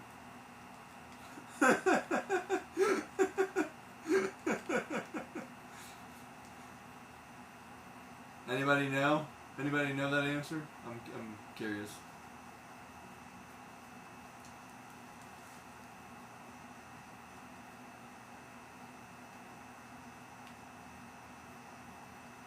That phraseology is also strange for a different reason. Because if you say that thou shalt not have any other gods before me, doesn't that suggest that there's other gods?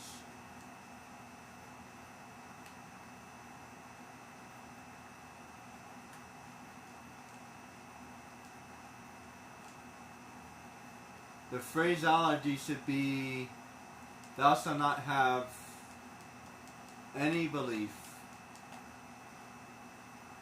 other than me, or I don't know. Thou shalt not have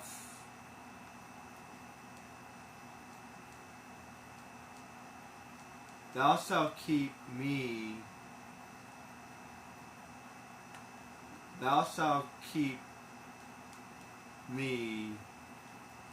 above all else. Maybe. Thou shalt keep me the Most High in your life. Thou shalt keep... Wait. Thou shalt keep me...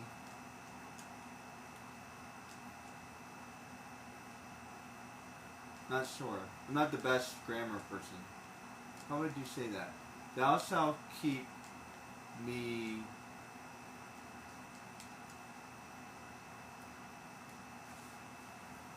Thou shalt remember me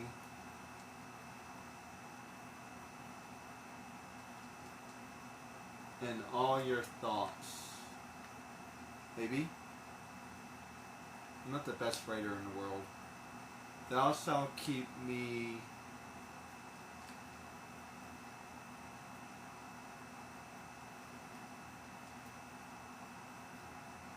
How would you word that without suggesting there's other guy?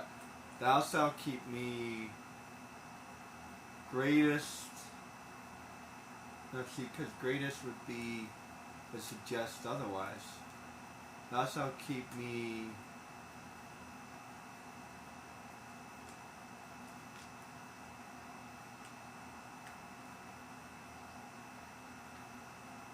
Thou shalt keep thy faith. Thou shalt keep thy faith amongst. Thou shalt keep thy faith. Thou shalt keep thy faith and honor me.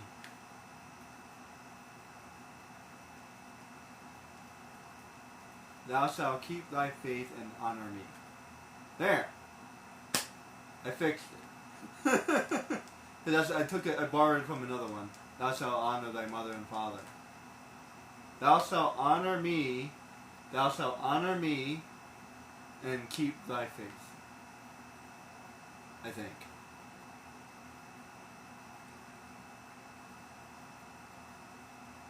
Something like that. Anybody a word person?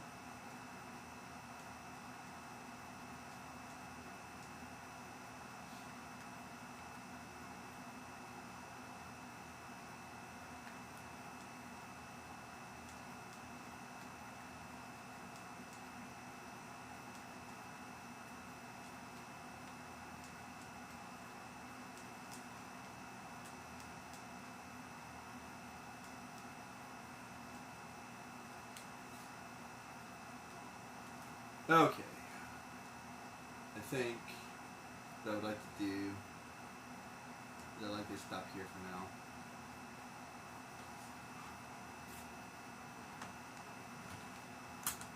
now. Alright guys. Sorry about the deep conversation, but hey, we're all alive, guys. If you guys aren't okay with deep conversations, then there's something wrong in your life. I've had way too many conversations with way too many people, and people get upset. But let me tell you something. Having a conversation like this will help us get along more, not less, because we need to talk through difficult things. We need to have conversation about difficult things. Because having conversation about difficult things will allow us to get past those other things. A conversation unspoken will only drive more anger and more prejudice and more discrimination. Having open conversation will allow us to connect better. As long as everybody's willing to hear and share our opinions in a non-confrontational way. It's not about arguing. People use that word way too much. Arguing is perfectly acceptable.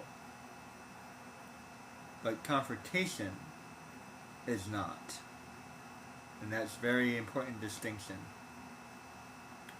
Anyway, thanks for watching, guys.